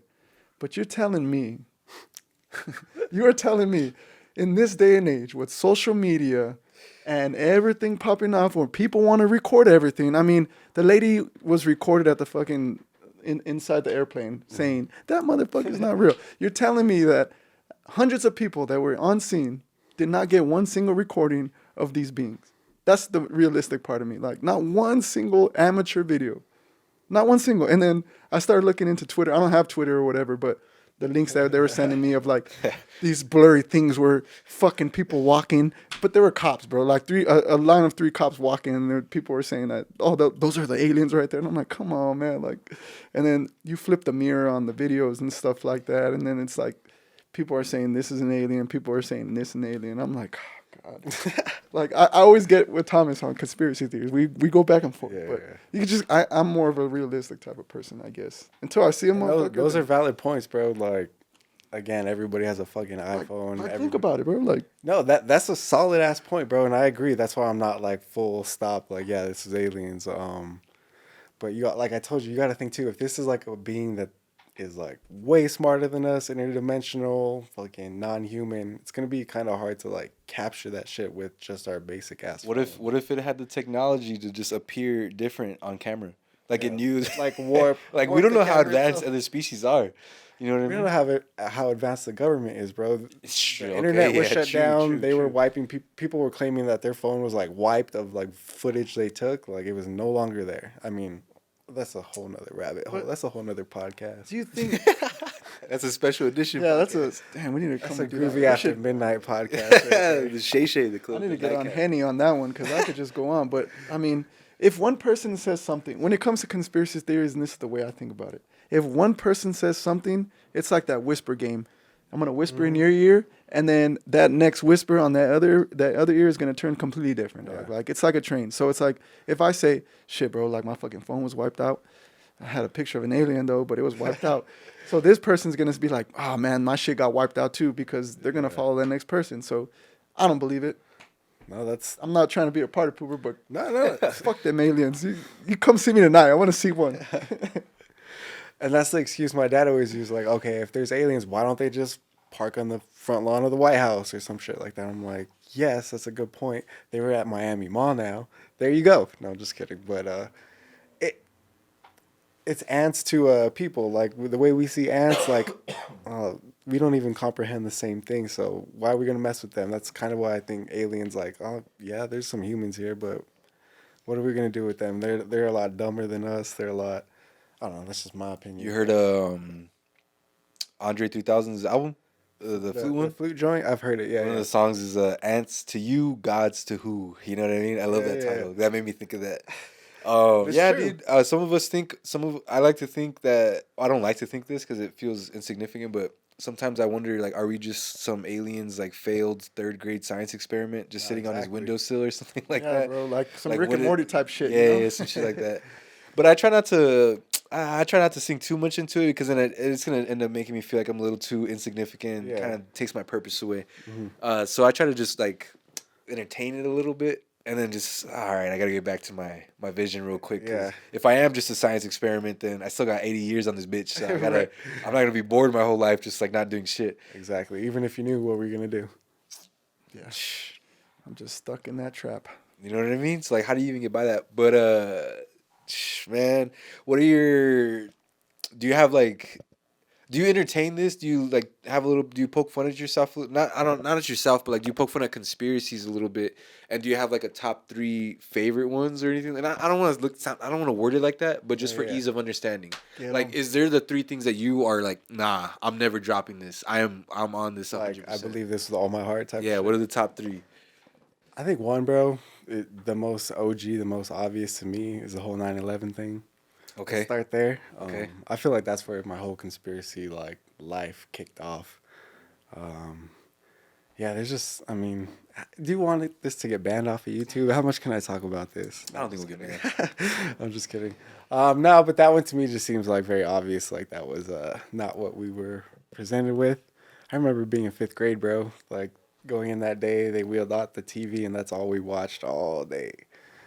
Yeah. And yeah, man, the implications of that go to this day. Like, you know, that's where all the surveillance tech started coming out of. More war, you know. Air travel. Air travel. Trying to fly a plane, bro, TSA. Exactly, man. So It's number 2. that'd be number 1. Number 2, I guess what we were talking about, aliens, other dimensional beings. To me, that's another See, obvious that one. one's like not even much of a conspiracy. Like, Alright. okay, Freddie, look, run with us here, man. Oh, I'm good. Let's go. No, I'm ready to talk about it. Hold on. You might not believe that. Do you believe that they've encountered Earth? Yes or no? Yeah. Okay. Okay, so that means you believe that they exist, which we all do. I think. Oh, I don't think we all do. Some people really still believe that there's no aliens out there. I think that's hard to believe, bro. Yeah. And it's also even harder to believe we're the best like the most advanced species. Yeah, bro, that's... So I wouldn't even call that much of a Okay, conspiracy. yeah, we'll go past. Because even if you want to be an asshole, you could be like, oh, well, there's like bacterial shit found on other, like, Yeah, that's an true. alien, you know what I mean? But, Oh, man. no, let's keep it at 2, though. Let's keep it at 2 because it's still a conspiracy. Yeah. What would be number 3? Damn, bro. How much time you got? No, I'm just kidding. I guess the 3rd one would just be. I argue with my dad about this one all the time, if we've been to the moon or not. I think we've been to the moon for sure, but I don't think it was what we were sold in 1969, whenever it was. Yeah. That somehow the president was talking to them live on the phone, yet we didn't have the tech to do that. Like, Nah, we ain't had that. and they went in like some little tin foil aluminum looking fucking thing that got through the Van Allen belt, like all the asteroids and all that. And you're telling me, I don't know, man. You gotta go deep into that rabbit hole. But I don't think what we were presented that day was like the actual moon landing. A lot of evidence to support that, but. Again, it's whatever you think, man. We've been for sure. We've probably been there a long time ago, but I don't You think. think Americans were first? No, that's what I'm saying. Like, I think it all ties into that conspiracy. There was the whole the space Russians. race. Yeah, the Yeah. Russians. Like, we got to get there first. It was an optics thing. Like, the USA's got to get there first, bro. And obviously, it had other like consequences of that. But yeah, just the way we seem to. The moon landing. Yeah. It just doesn't add up. And so apparently they lost all the tech to ever go back. How come we're not back? How come we're not living on the moon right now? Like, and that's NASA's official excuse, by the way, is we lost the tech. It's destroyed. Sorry. So, I mean, Like they don't have a blueprint of it. yeah, like we did it back in. You fuck with that one? You fuck with that theory? I fuck with it. I mean, for Thomas to say, "Oh, we lost the tech," or "We don't have it," I mean, come on, man. You're the most professional organization of government ever. Yeah, You're probably. telling me that you don't have a blueprint or something of in that nature to help you build that again? Come on now. Man, what's more powerful, CIA or NASA? Oh, I'm glad you said NASA, 'cause this all ties in. Come on, you could build a fucking if the Hubble telescope was destroyed. Oh, You're telling me is that what you said? you're telling me that there's no blueprint to Yeah. fix it again? I mean, come on. I don't know, man. NASA's a whole nother rabbit hole, but there's some questionable things with that too, man. I don't. NASA. If you know who founded NASA, who founded Disney, that's a dark hole. But the CIA, Operation true. Paperclip. It's all the same. You ever man. play Black Ops? Again, bro, this is a whole nother podcast. But I feel you. You NASA's get into it. I mean, NASA stands for never a straight answer, bro. Just saying. Yeah, I never heard that one. Yeah. oh, damn. That's clean. That's clean. Gotta. What does gotta Disney go- stand for then? We'll keep it off of the podcast. We can't say There's no that good going on at Disney right now. Bob that's all Iger I'll gonna say. come through and just. Bob Iger's gonna shut your whole operation You down. really want to get into Disney, dog? Watch What If. I think that's a blueprint of what's going on right now. I wouldn't doubt There's it. Man. there's little shit in there that I'm watching. I'm like, this happened in real life, huh? That's what you call predictive programming, bro. They put in what's actually happening, what's gonna happen. They gotta make the people aware. What's that movie on Netflix right now? Leave the world behind. Leave the world. Come on, man. You seen it? Come on, man. No, I haven't. Oh man, you should watch it. I know all the content of it. It's a good basically what's about to happen. You hear that? What do you think about the Obamas being like part of the production of it? Like I think they helped produce it or something like that. They sure And did. it's them giving us a warning, like yo, I we mean, were here not too long ago. I'll put it this way, bro. Did you watch White Noise last year? That movie that came out on Netflix. I seen the original one with Kevin Costner. Okay. That's like more of a horror movie though. Yeah. You seen that one? No, I haven't. You heard of it? I've heard of it. I haven't seen Okay, it. So White Noise, I'm sure some people saw it. It came out on Netflix last year about a train crash in Ohio where all these toxic chemicals spilled. And basically that exact same thing happened, like a couple, 4 or 5 months after. So I'm just saying, I mean, yeah. I'm just. stuff like this coincidentally happens, and I don't really trust any president. You seen This is a little bit more satirical, but like Sure. Don't Look Up. Oh, yeah, it's a good movie, man. You seen it? Yeah, it's a good movie. It's cool. I like it. But I think they just try to make poke fun at everything a little too much. Man, that president pissed me off though. When we started getting into it, I was like, what happens if we do end up seeing some shit like that and we're all just gonna ignore it? That's You know what I exactly mean? what's going to happen, bro. They're just going to be like, See what happens when we ignore aliens, 10-foot beings at the mall? We end up getting caught off guard, Freddy. Until I see one, dog, like, What about ghosts? oh yeah, I believe in ghosts because I've seen a couple. My thing is, I don't believe in them, but I will not shut it down the moment I see one. Like, Yeah. I just need to see one. You see me, I'll be like, all right, I got y'all. Leave me alone. Like, I'm not gonna doubt you guys no more. I promise. Okay, I won't see it right in my face and be like, nah, there's no ghost. That's something else right now. Bro, Like, I legit saw one at my grandma's house. Like, I thought it was my grandma, it wasn't her. And then she confirmed it because I was in the living room and at my old house in Sturgeon. I was in the living room watching TV, and then in the living room, there's a big opening where you can see the kitchen. Well, my grandma was always cooking.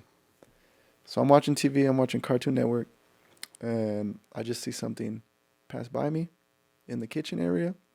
And I'm like, oh, I didn't think too much of it. My grandma's cooking. Come to find out, I go to my grandma's room, she's asleep. And I'm like, hey, grandma, did you make something to eat or what? She goes, oh, you saw it too? That's her answer when she woke up, but in Spanish. Oh, ya leíste? And I'm like, she's like, oh, yeah, no. He doesn't do anything. It's okay. And I'm like, oh, fuck, I guess I just saw a ghost, so. We had a friendly ghost when we had our spots together that would like open the cabinets and shit. Nothing like sinister, but it would like open the doors and open cabinets and shit. damn. I gotta ask you, bro, since you asked me, for both of you guys, what's your conspiracy that's a fact or that's like in your book? It's your number one go to. Maybe 9/11, just because like I know that it was a big thing for us to. Because when I look back in hindsight, and I don't really know my wars too much, man. I don't really dive into like the politics and everything, but I think the Gulf War, all that shit that started happening in the 90s, eventually became what we know is like the Middle East War and everything like that that kind of spanned across all these years. Yeah. But they're not all the same. So for me, I always felt like my understanding has always been like the Gulf War is the same thing as the Afghanistan War. And all, see that's where you Like, lose me. they I blend don't know the into difference each between other. Iraq or Afghanistan because I don't dive too far into it. Yeah. But and that's not even conspiracy at that point. That's just knowing like what's the loop in World politics. history. But for me, I'm thinking the government, I feel, are fucking crazy enough to just like plot some shit to like really get us all on the side. Because like to my understanding in hindsight is a lot of people think the Gulf War and all that shit was like pointless. Like we didn't need to get into that shit. Yeah. And because of my understanding, my lack of understanding, I should say, that they're all kind of like the same Middle East sort of war on terrorism sort of thing. Yeah. I feel like the 9/11 may have been one of those things that like we plotted to go ahead and Like we needed get a the reason to country get on over the there. side of us going to war. Exactly. Because after that we did, right? To my understanding, We were like we there for fucking 20 went, years. we went balls out after that. Yeah. I wanna say the alien or I'm sorry the moon landing, but man, when I hear Neil deGrasse Tyson go ahead and defend the moon landing, I'm like, I'm gonna shut up and listen to this man because Neil deGrasse Tyson is one of my most favorite people in like the history of the world. He has made like learning about science and space is so enjoyable. Mm-hmm. Was that? Was that? He's a plant. He is a You think so? I was See, that's my David, thing. I was That's what I'm gonna- trying to be I was scared of. gonna Is Neil not say deGrasse anything, Tyson a STEM plant? You know what I mean? Like, is he just a? It's a total op, bro. You think so? Controlled Oh opposition. man, that sucks, man. I love Neil deGrasse Nah, Tyson. I think, I like, love Neil deGrasse Tyson. I think, like, bro. in most cases, bro, I think he started out with good intentions. He's a genius, obviously, but I think they captured him at some point. Like, hey, this is the narrative. You gotta play ball and Damn. Because when he gets asked questions, bro, on some other things like, oh, what do you think about COVID? What do you think about, the shots and stuff? He like goes totally like berserk. But again, man, who knows, bro? He's like you said, he's got some enjoyable content where you're like, fuck. I won't be easily swayed. Yeah. I'm still gonna be a Neil fan. Cause you seen Cosmos? You seen Cosmos, man? And that shit is awesome. I love that show. But it's cause I love space so much. But so I try not to. A big reason why I try to downplay the moon landing is because I really want us as Earthlings to become a multiplanetary species. And if we couldn't land on the moon, how are we gonna colonize Mars? Yeah. You know what I'm saying? So I really hope that we did. And even if it wasn't in '69, if we're over here, it's still landing later on. But if I'm correct, that's the only time we've ever landed on the moon. Like, we didn't do it again since? Because you said all the tech got destroyed, all that stuff. Like, Obviously, there's been satellites and stuff. but not humans, right? Like, we haven't really stepped foot on it. And then no one besides rovers have stepped foot on Mars. So I'm just thinking, like, Publicly. oh, true, yeah. And I'm over here thinking, like, man, I really want to believe that we can travel through space. But if that moon landing was fake, that would really, like, discourage me. Yeah. And I think that we're close. Not necessarily, like, in the next 5 years, but I do think it's exponential. So if we did it in '69, then all this time, which has been about, at this point, like 60 years now, I don't think it's gonna take another 60 to go to Mars on foot. And it's like it becomes less and less. It's like starts to climb up. But if I find out that it's fake, so I try to discredit that one. One of my favorite ones, even though I don't believe it at all, is the flat Earth theory. Like, I love that one because it's like I can't believe people, because it's not just that, it's expanded to like people think the Earth is like a donut. They think it's just hollow, like on the inside. I'm like, what are we talking about here, man? Like, come on. Like, even if you don't think we've been to space, we have satellites. We've launched them up. Like, they've taken photos of this shit. There was an astronaut who was out orbiting Earth for like a year, and he took all these pictures of Earth and everything for like a year. I forgot what his name was. Something Kelly. He's an astronaut, and he spent like 365 days outside. Oh, I think I know what you're talking about. There's a whole thing about him coming back down to Earth and everything. And just the whole fact that like we have science about like what the long-term effects are on space. Like, you grow or like stretch a little bit like over like long periods of time. I'm like, how do we know that stuff without really like testing it? You know what I mean? So try not to look too much into stuff like that. But I don't know my conspiracy theories too much. COVID, probably, because I lived through it. COVID's one of the biggest ones, like vaccines. You know what I mean? I'm a little worried, bro. I won't lie. I'll be a little honest and vulnerable. I got the 2 doses, and since then I've just been scared. Like, I'm like, what's gonna happen? Are you vaccinated? Hell no. Hell no. You're See gonna that? catch- Okay, you I ain't see. gonna catch me vaccinated. Nope. Oh man, that shit scared. You guys are scared the shit out of me now. Let's not talk about vaccines though, because I'm vaccinated and I'm scared about it. No, man. I mean, I think what you're alluding to is like the bigger picture of whether it's like vax or COVID. Like, that shit was insane. Like, for a lot of, like, if you go back and look at it now, like, they were really telling you 6 feet, like, that's what's gonna You prevent. see the this thing. recent interviews with Pfizer or like trials of them saying like we didn't force anyone, but then Yeah, people man. are like, what? What do you mean? Like, we couldn't go to work because Yeah, of this people shit. couldn't travel. Work forced people to get the vaccine, and I'm like, thank God my Yeah. work didn't say you have to get the vaccine. Otherwise, I'd probably quit. To be honest. Not on For real? Yeah. Nope.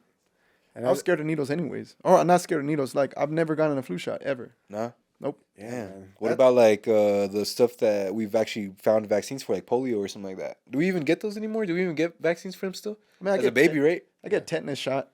Okay, wait, let me refer back. Yes, I'm having a Proven shit though. Yeah, I've gotten a Yeah. flu shot back then, but ever since then, I don't believe in that anymore. Like, I don't believe in. My mom always tells me get the flu shot. No, hell no, I'm not gonna get a flu shot. I'm not. The only thing I'll get probably because of work and stuff is like a tetanus shot or something.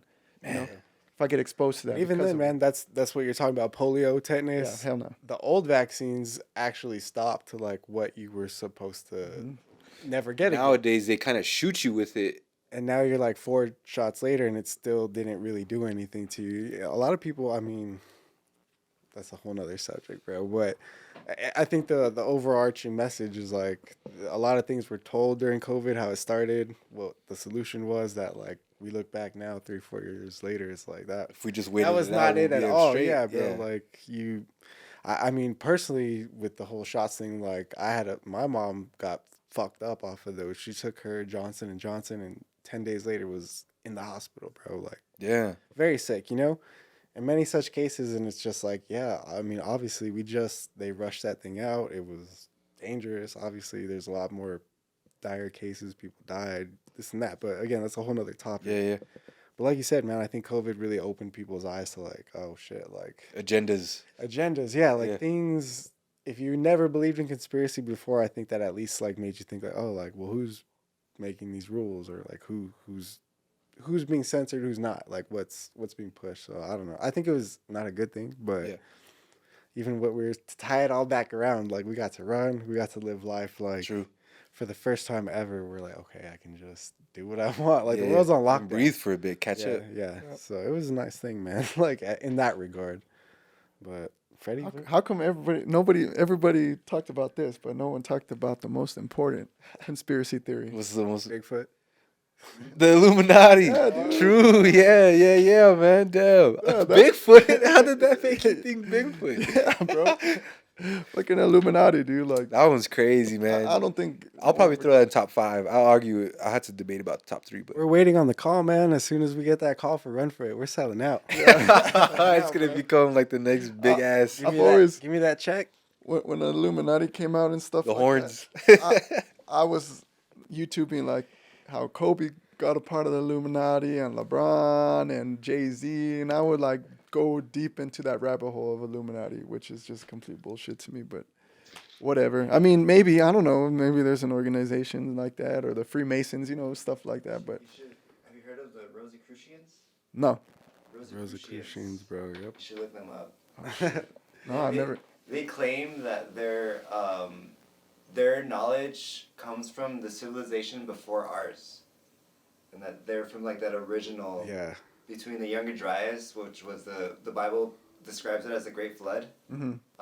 13,000 years ago, Mud something floods. hit Earth. Yeah, and our ice caps melted immediately, instantaneously. So, our best theory is an asteroid hit the northern part of the world, caused a massive flood with all of the ice caps melting within about 3 days, and that's what caused the Great Flood. So that civilization that survived through that, their lineage, they're known as Rosicrucians, and they're supposed to be like the original Illuminati. Yeah, man. It's the families that run the world. All the old cultures, like you're saying, man. It's true. The Rothschilds and the fucking all those motherfuckers.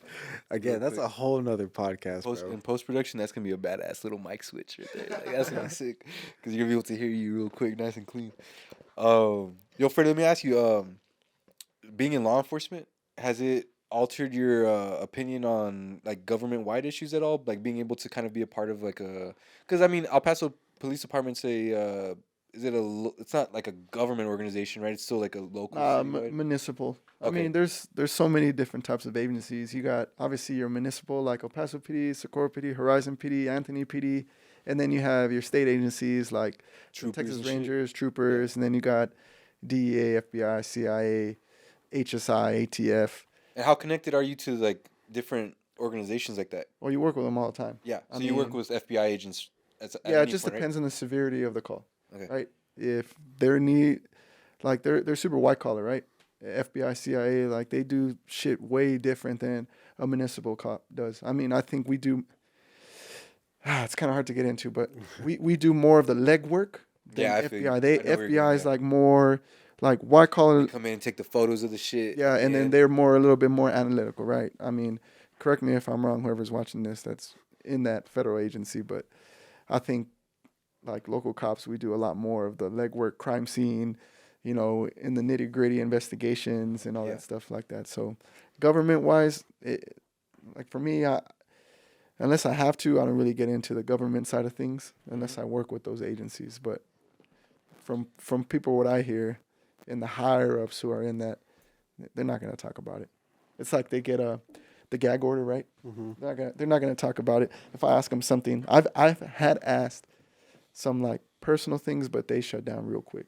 And they're just like, nah, I'm not gonna answer that. What brought you to law enforcement, man? Like what was Was it like a thing that you kind of wanted growing up, like or like around high school? You felt like you wanted to get into because you have a specific position within law enforcement. It's not really what people would expect at first, Yeah. at least based on what I heard from your last interview. Yeah. I work crisis intervention, which is mental health. So all suicide calls, and I ride with my specialist, who's a civilian who works for, EHN, Emergency Health Network. Basically, she's like not a like licensed psychologist, but she's the one that does the assessment. When I'm with her, we ask all the questions. She does all the protocol questions, and then she submits whatever paperwork into the services that we're going to take those people in. But the only reason why I got into that position was because I felt like I was fit for it, because I'm a social guy anyways. And not to like be cocky or anything, but I feel like I can easily kind of attract people to talk to me. Not forcefully or anything like that, but I guess I'm just You're more of inviting. yeah, there you go. I'm more inviting. Just like, hey, so what's going on? How can I help you? How can we move past this? And, they kind of open up. So that's the reason why I like crisis intervention, is because I get to talk to people. And then also it gives me mental clarity too, that I get to help these people out. You told me that or you said in the interview that you had applied, right? And then you didn't necessarily get it at first and everything. Yeah. Was that already though, like that direction of the law enforcement field? Was that sort of where you were already going when you, I guess, you had got to go to like a school or anything like that for it? Like I did a month-long training to be certified within that position. Okay, what do you have to do though to just get into the police department? Oh, you have to go through the academy. The academy. There Yeah, you go. you go That's the through word I'm looking for. it just depends on what type of academy you're gonna go through. I went through a 6-month academy. Federal, you go anywhere from 6 to 11th months. I mean, it just depends the severity of the academy or the freaking threshold of it. But yeah, I went through a 6-month academy. Towards the end of the academy, you got to take your peace officer's license test for the state, and you got to pass that. And once you pass that, then you become a certified peace officer for the state of Texas or whatever state that you're in. But as long as you have that license, you just have to keep doing continuous training over and over again. It could be repetitive, but at the end of the day, everything like legislative updates, all that stuff. I mean, it's a lot. Like law enforcement's a lot. That shit ain't no joke. But you knew you wanted to be in that sort of direction when Yeah, you joined? I mean, because I was teaching prior to law enforcement. That's right. That's right. So I was already used to being in front of people. I was already used to being, teaching in front of a class. Yeah. And, just kind of like the network base. And then law enforcement, it's just like that. Because I got to interview people. I got to be on the field. I got to be ready from being chill, laid back to shit can happen just like that, bro. Like active shooter. I mean, like the Walmart thing. I mean, you got to be ready to go. And your energy is up and down, man. Like law enforcement ain't no joke when it comes to like your livelihood. You really got to take care of yourself. Most people do. Most people don't. Do you feel like the people who don't translates to how they are as a officer? Yeah, bro. The big thing for me is officer presence. I mean, and I'm not knocking because most people are going to agree who are in this field. If you look like a shitbag, you're going to be treated like a shitbag. That's just how it is. Like I can be You're talking about from the perspective of an officer? Perspective of officer or the person that you're interviewing or talking to, or it can be a victim, or it can be the offender of the crime. I mean, I've had my shit talked to, but at the end of the day, because of my presence, they're kind of like a little bit more laid back to when I observe another officer who maybe doesn't have that presence. Oh God, it just turns sour real quick. By presence, you're talking about like being aware of like who you are, because like you got to also understand like people probably look at you when you're in uniform and think, ah, fuck this motherfucker, right? Like how do you like when I say officer presence, it's more of how you look, right? I mean, you got officers that look like they're fit, officers that are not fit. That's what I'm talking about, officer presence. Like if you look like you don't take care of yourself, it's how you gonna gonna take care of community and shit. Yeah, it's gonna be a lot harder for you to interact with people, especially with someone that committed a crime, to talk to you, or if True, huh? Imagine seeing like you can probably run a sprint or something like that. You can just book it, and you see a cop that's like out of shape. bro. You're probably And I'm gonna run on this guy. It's, You know what I it's mean? not talking shit about law I feel enforcement in a you. whole. It's we get taught that in the academy. Yeah. They'll show pictures of bigger cops. Yeah. And they show pictures of fitter cops. And the academy instructors are like, okay, you got A or B. Who's gonna be more likely to run? Obviously, it's gonna be A. Ain't gonna be B. And we get taught that. So law enforcement, obviously, we got more high risk than any other profession pretty much in the States and the world, right? When it comes to diseases or suicide rates or divorce rates, or I think we got the most out of everybody. Whatever agency you're working for, whether it's federal or municipal, I mean, it's pretty tough. Yeah. I bet, man. I'm glad I could talk to you about it because I have my strong opinion on like just like enforcement in general, and I feel like there's a lot of things that could be talked about. There's a lot of conversation you can get into, but it's cool that you have like a unique position within it, and it provides like unique conversation about it. Wanted to ask really quick, how if you tie what you've learned through your experiences in crisis intervention or prevention, or intervention. What word do you? Crisis intervention. Intervention. Mhm. How if at all have you tied that to? Have you seen yourself using skills that you've learned through there, and to run for it? Like, do you ever see somebody fucking huffing and puffing, and bro. you're like, you gotta like, that's another crisis. Like, they feel like they're about to, you know what I mean? Yeah. So, I won't say the person's name, obviously, right? Yeah, But you're good. so someone who was a part of the Run for It group reached out to me, and he had called me in the morning. He's like, "Hey, are you gonna go run?" And I said yes, and it was a 5 a.m. run.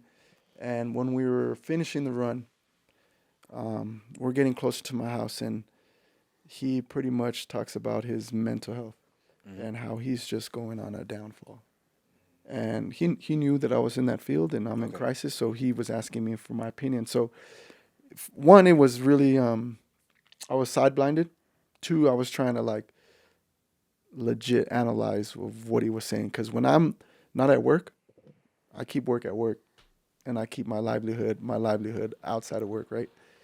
But when he was talking to me, I saw the severity of it, and I'm like, fuck, man, I need to really gauge with this guy and kind of like go into work mode and tell him exactly the facts. Like, one, when I'm on scene, I don't lie. Or with that person, I tell him straight up, like, this shit ain't gonna be any easier. It's gonna get a lot harder unless you do the little things. And one of the biggest things I say is, you gotta take, as cliche as it sounds, you gotta take one day at a time. Whether it's small, baby steps, you gotta take one little baby step at a time. Because if you just go from one day to the next and you think it's gonna change like that, that mindset alone is gonna be your downfall. And that's gonna discourage you. So that's what I try to do with everybody. I was like, just one little word can mean so much to somebody. Yeah. Like, I can be like, hey man, you're not tired. You got it. That right there, just a little bit of motivation, whether it's small or big, is always gonna help somebody. So I'll be like, hey bro, you're good, man. Like, just keep going, or slow it down a little bit, but take it a little step closer to where your goal is gonna be. You know what I'm saying?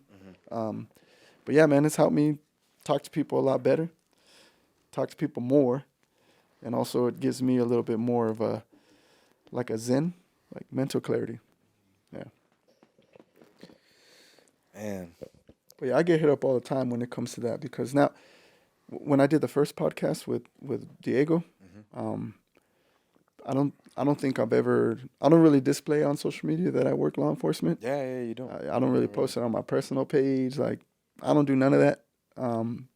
But when I mentioned it, I had quite a couple people DM me like, "Oh, you work this? Like, what do you think about this?" And it's cool to like have people that don't know me, or they know me, they're acquaintance, but come to me and say, "What type of advice would you give me in this certain situation?"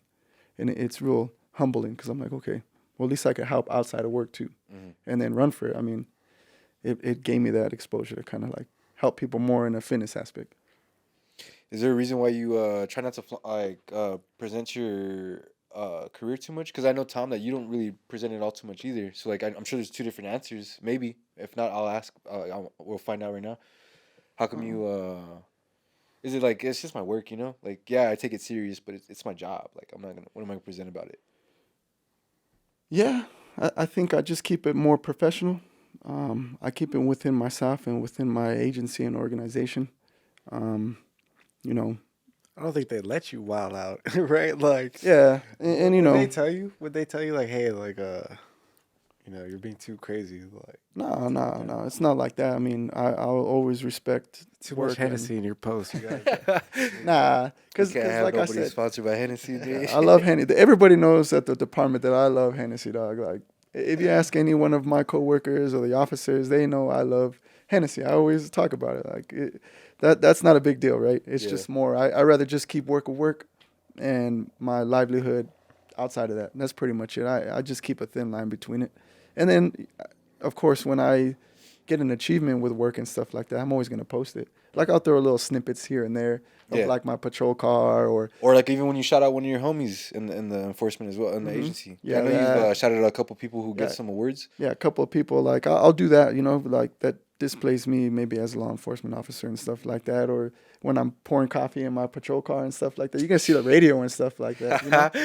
Damn. But I mean, I don't really like flaunt it. I guess I don't know. I feel you. Yeah. What about you, Tom? Because yours is a little bit more like the more you flaunt it, you arguably gets you the more business. So Yeah. like, what kind of keeps you level headed with not being too pushy about what you do for work?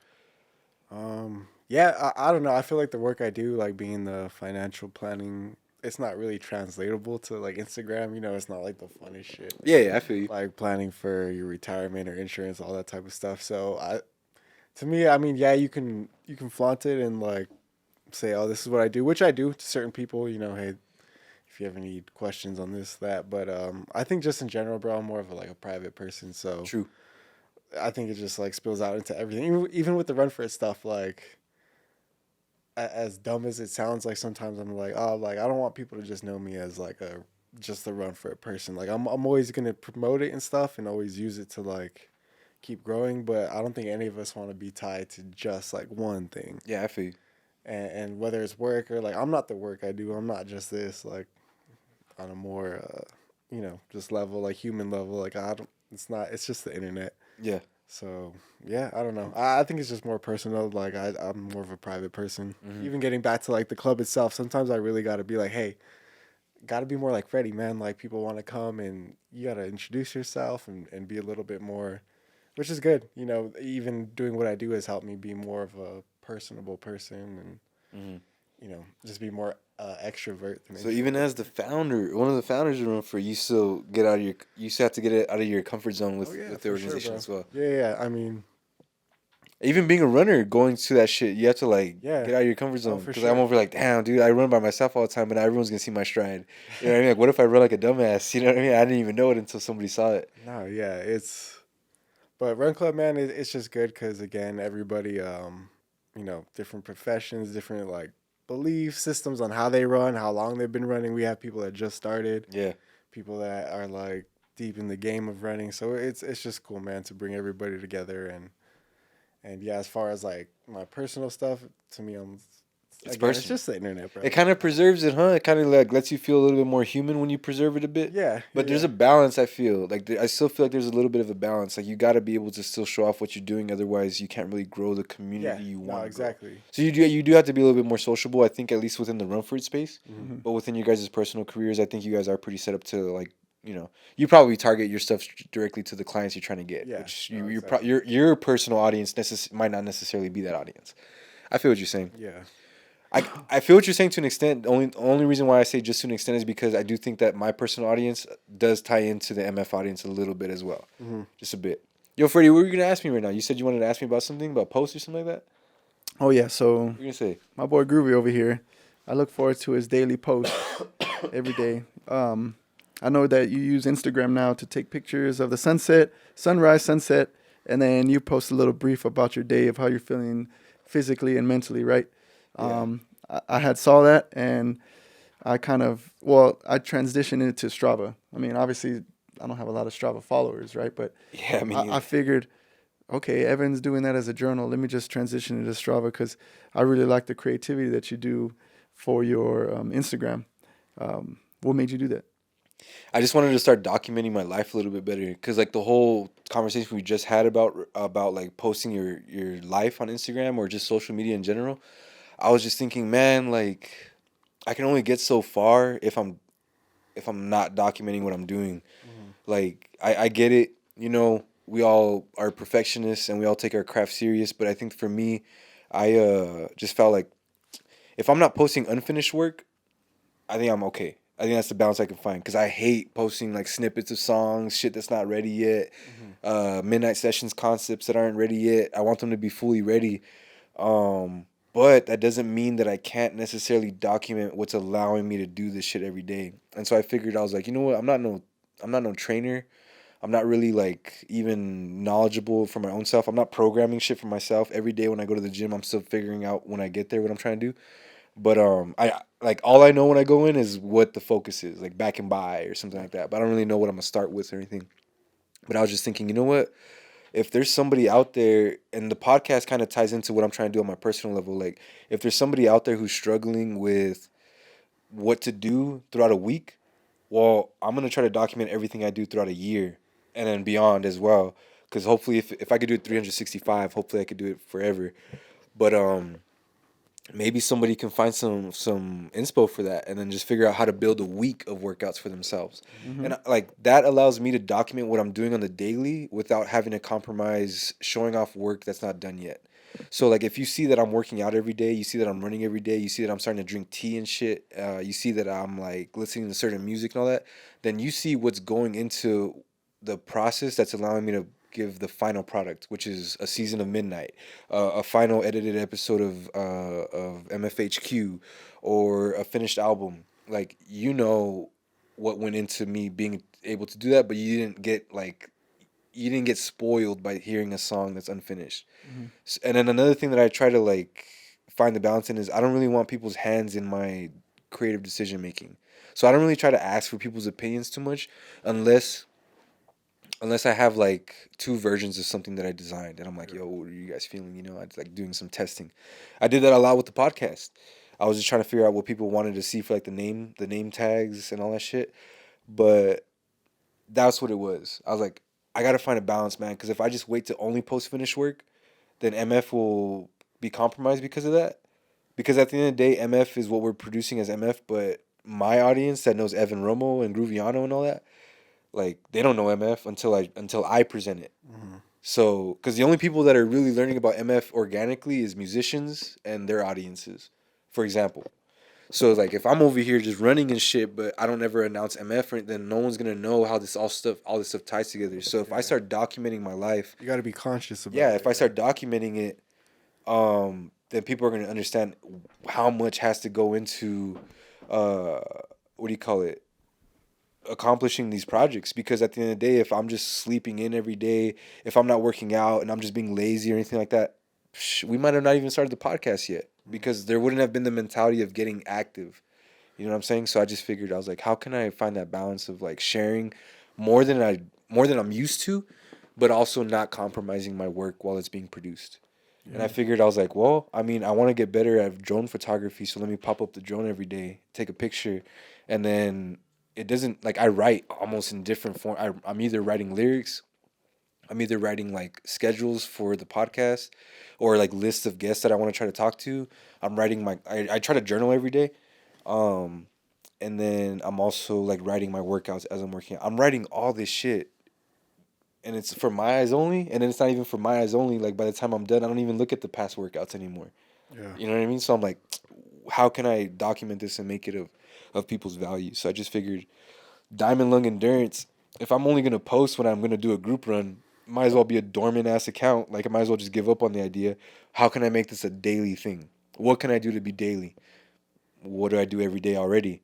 Yeah. I already log in my workout. Let me just copy and paste it into a caption.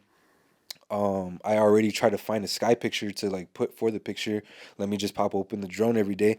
Plus that thing, like now I pop open the drone in like 3 minutes.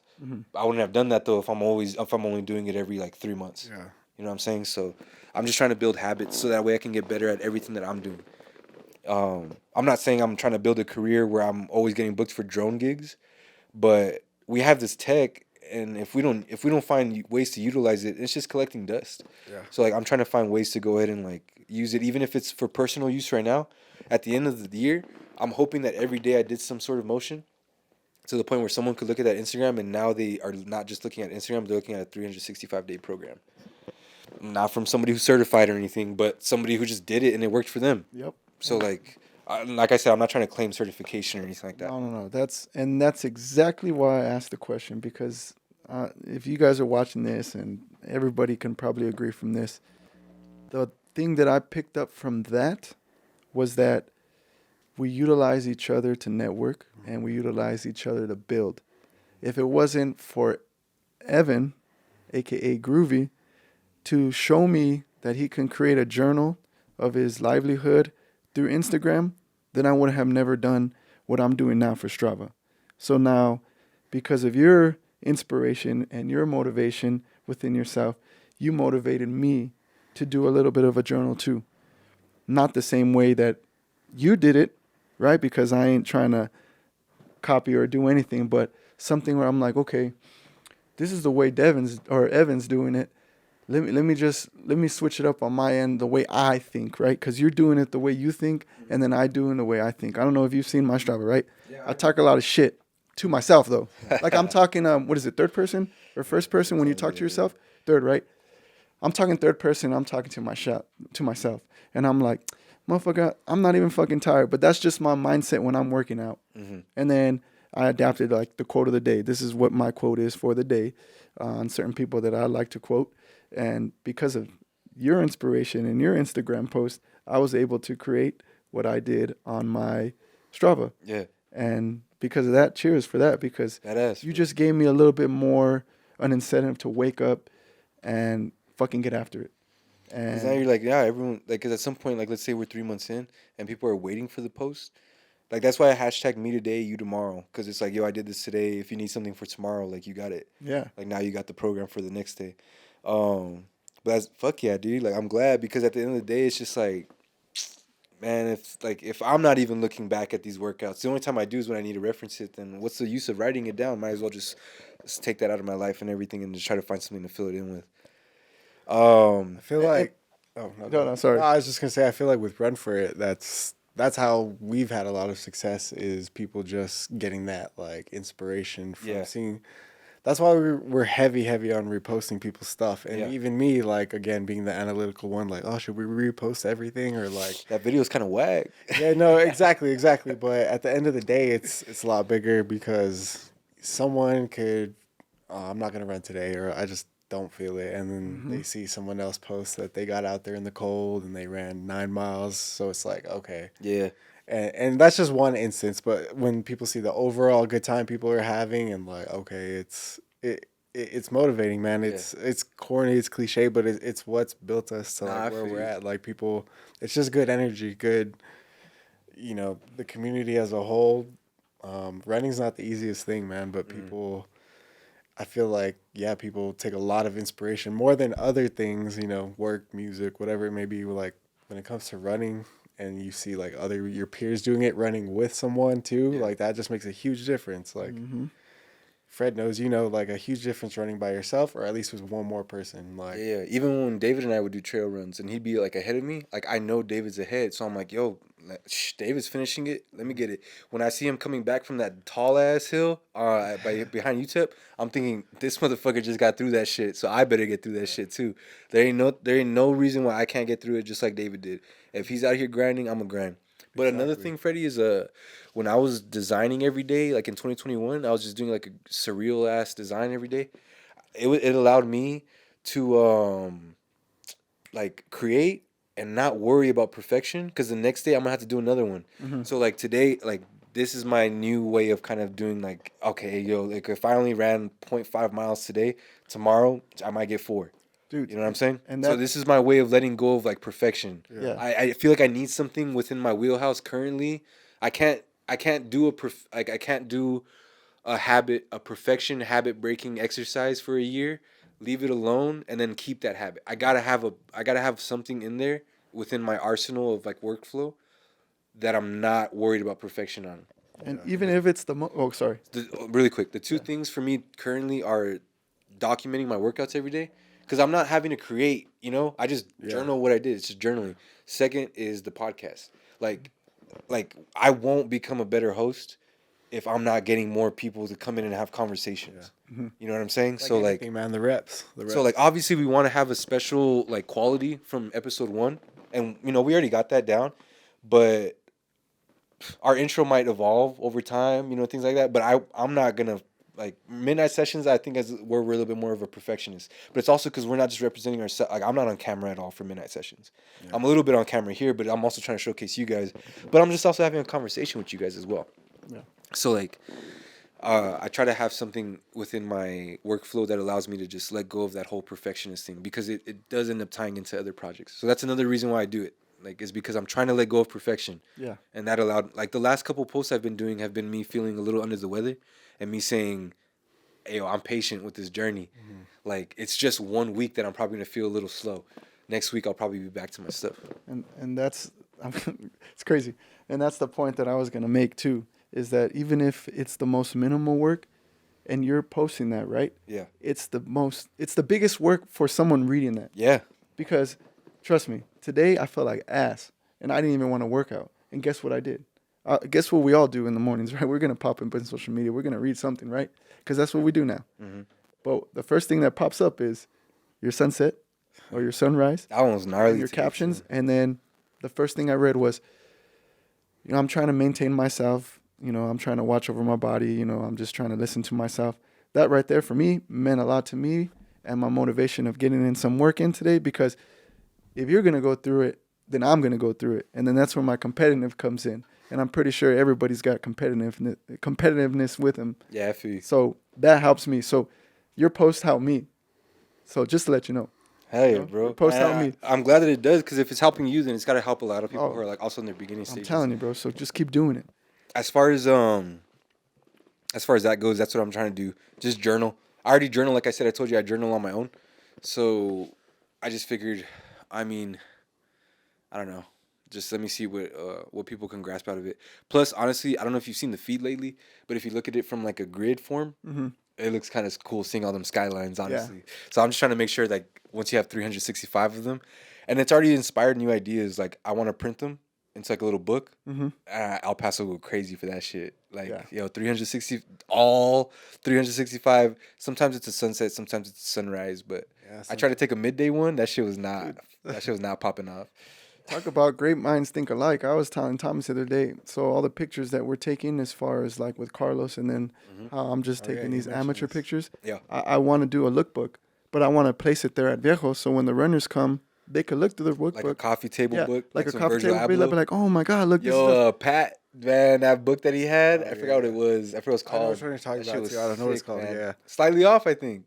Oh, yeah. Might have been that. That shit's crazy, yeah. Oh, we put that together. But like something like that, like some like Virgil Abloh Nike collab sort of vibe, like it's like a badass. Yeah, just like that green book. I have the Virgil Abloh, the green book, the Nike one. Yeah. Just something like that, but it's just everybody running it. Kind of like when you go to a tattoo shop and you're looking through the lookbook of the tattoos of people. That's basically just leave it there so that the runners get there and then they can be like, oh, look, I want to look for me. Yeah. So that's something I would do. That some print material? Yeah. Viejo, that'd be sick too. Mm-hmm. It's the perfect spot to have something like that. Yep. Man, that shit's dope, bro. Where do you guys, aside from like the trajectory that you guys are allowed to work with, you know what I mean? Because you can only work with what the audience is providing you, what the community is providing you. But what are your guys' goals for this year when it comes to Run For It? Like, what are you guys trying to accomplish?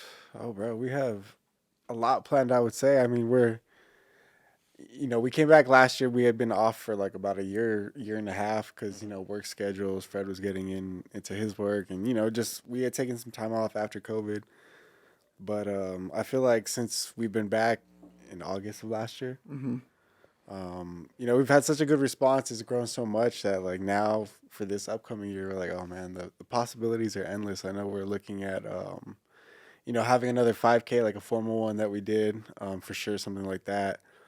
I know we have some stuff in the works already with like Black Flag, doing something with the gym there. Okay. And like Fred said, I think kind of more off the wall ideas, like let's do a book. Something that I've kind of tossed around is maybe let's have a Discord group. Ooh. If you're familiar with that, but just same thing, like the same tip you guys are on, like, hey, everyone's in here, just posting what they ran today. Let's talk about it. Who did good, who didn't feel so good, I think more just like out of the box ideas we're trying to hit this year. Collabing with different people that's not really a run thing, but let's link them up. We're always open to try new things. Like a little merch capsule collection. Yeah, we got the merch popping last year. which again I think we'll definitely have more of that. So just classic expansion, bro. Something I want to do soon here, which I've talked to him about, but like just doing a Sunday run on Scenic Drive since it's closed. Such a nice area to utilize. Bro. When we So go we'll for sure have a run club at Scenic Drive soon. meet at Murchison. Yeah, and just stuff like that. Obviously, still have the run club and just keep that growing as it is. But I know we're always trying to just do something different. Events like we had with Block is Hot, where it's music, it's drinks, it's something besides just running or something besides just like a typical event.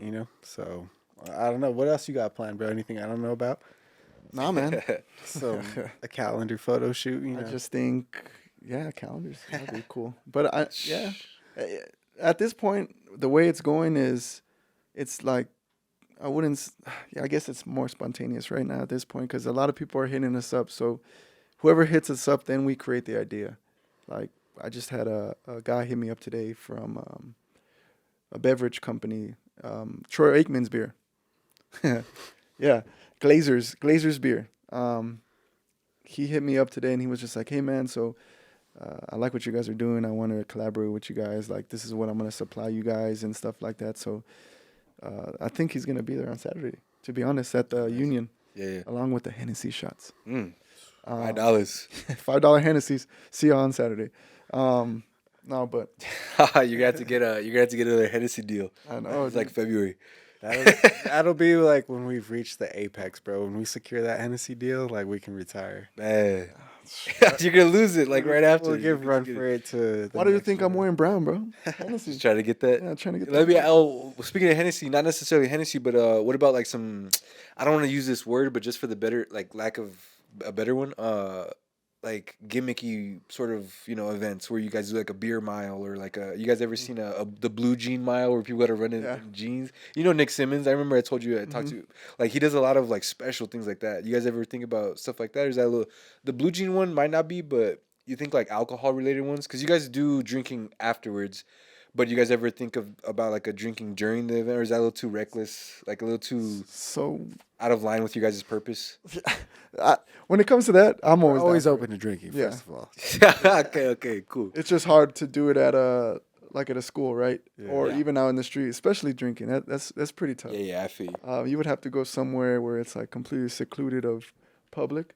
That way, everybody could be safe. Like a private track.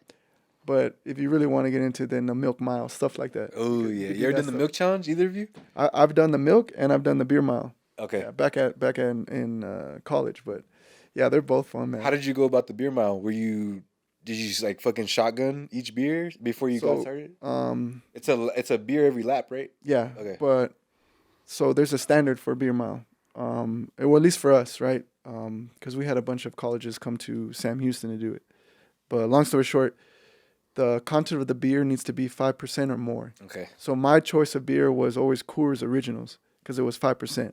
But you can't have nothing lower than 5%. Like you can't just be chugging Budweiser or Dos Equis or Coors Light. You have to go 5% or more. So you either get an IPA, something less gassy, or Coors Originals. That's what most. Some 9% double IPAs. Let's get it. So 9%ers, baby. Fucking drink it. Come on now. Take it. Drink it. Take it. If you threw up within that lap, you have to start over. You have to start over the lap, and then you have to chug another beer. So you have to start over, chug another beer, and then do it until you complete the 4 laps. So. And sometimes you don't even throw up because you're feeling bad. It's just like the foam just came up. That sucks. Imagine getting disqualified because of that. You ever done stuff like that, Tom? Nah, man. Honestly, other than like the traditional beer miles that we've tried to do, like nothing too. How about the marathon, bro? Afterwards, when you drink a couple ultras, did you really feel that shit or nah? Bro, you made a face like what? Remember we got fucked up with my dad? My dad was like, "You're fucking crazy." First of all, that's the only way you can celebrate properly post race. You got to get fucked up a little bit that day. So, like Fred said, we've gotten fucked up with his dad. But those post marathon beers hit like none other. Like a train? Damn. Like it's an ultra too. That's water. Yeah, exactly. that ain't qualifying for the beer mile. It's like, have you guys ever been to Denver before? Yeah. Have you gotten drunk in Denver? I got high off edibles. That shit fucked me up. That shit made me nauseous. yeah, Getting The drunk, altitude. mile high, bro. The altitude. Oh, yeah, that God, shit really fucks you up like it that. really, really gets you, bro. Especially on Damn. them IPAs. Woo. I guess I haven't been in Brother. Denver long enough to really feel that elevation like that. You Yeah. ever ball up in Denver? Is that why they No. say playing at the Nugget Stadium's hard as fuck? Because like you're playing Well, in yeah, dude. elevation. Because my first 2 years of college was in Kansas, and we would go Okay. to Denver to go run, or at least Colorado Springs. But that elevation, bro, ain't no joke. It's like if you're gonna go to Flagstaff. What is it? What does it feel like? It's just like it's harder to breathe or something. Like what does that do? Harder to breathe, and you're just heavier in the lungs, right? I mean, Like colder. yeah, You know what I'm saying? What I mean by colder? The air's like sharper. yeah. Stings. That's why a lot of professional runners either go to that area or Flagstaff, just because of the elevation. Flagstaff's high up. Yeah. Oh, Flagstaff can start snowing and shit, huh? Mm-hmm. You wouldn't think it. Remember when we were driving back from California, and the temperature in the car was chill because we had AC. As soon as we stepped out to get gas in Arizona, man, sticky. Oh yeah. That shit was hot. I've never felt such a shift in temperature. I'm like, you could do a cold plunge and That's a then jump into a different type of sauna or vice versa, and that shit did not equate to the temperature change we felt when we stepped out the whip. Yeah, Arizona, bro. That's different heat. So when you're saying Flagstaff, people are going because it's cold. No, 'Cause no, it- no.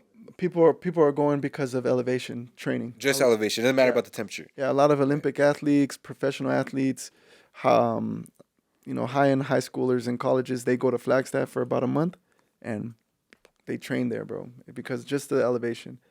And then you come down to our level, sea level, or the elevation here is like 3,000 Yeah, something. maybe that's why running's a little Easier to run. I've never ran really anywhere else. Yeah, bro. Whenever you guys vacation, do you always try to like get a run in? Like when you vacation a lot, Tom? Bro, that's why I love running so much, because you can do it anyway. Like, True. even when I'm old as fuck and no longer lift weights, do cross training, like, running will always be there. I hope. You see all these old people running marathons and shit. Like, Yeah. Yo, didn't you say like one of the people you ran, the person that won the 100 race? oh, yeah. She was Marge. she's an older lady, right? Marge Hickman, man. Marge Marge. with a G. Yeah. Marge. Marge Hickman. She lives in one of the prolific places to run 100 miles race. Death Valley. No, it just fucking flew out of my head. But anyways, she wrote a book, and me and Daniel were the first ones to meet her because she thought that we were the race directors when we went to do the 100-mile.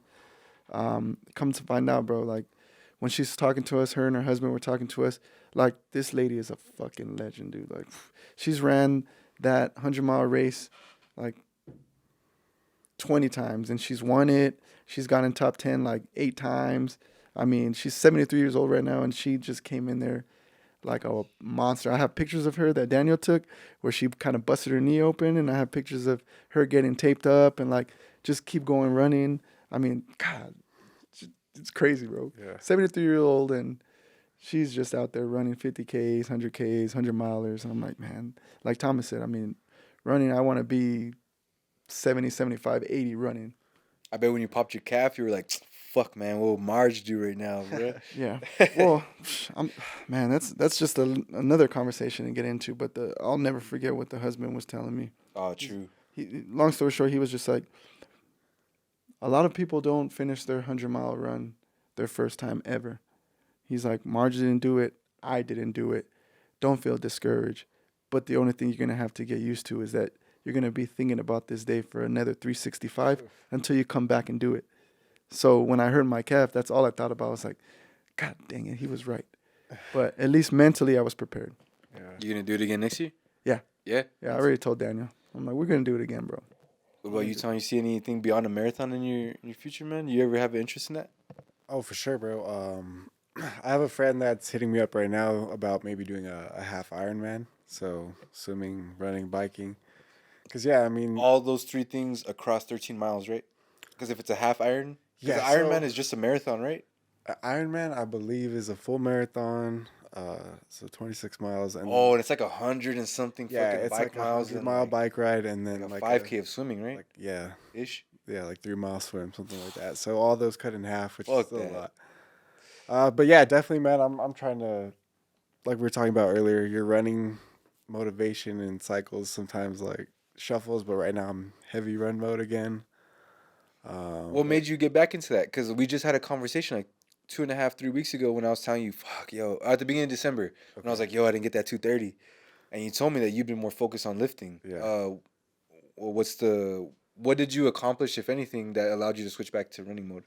Run Club is back, baby. There we go. There we go. Run for it, motherfucker. No, but really, truly, like it has been just the community, our momentum getting back into it. I'm like, damn, man. Okay, I feel not out of shape, but like out of running shape when I see these dudes busting their 7-minute miles and like fucking hauling ass, and I'm like, okay.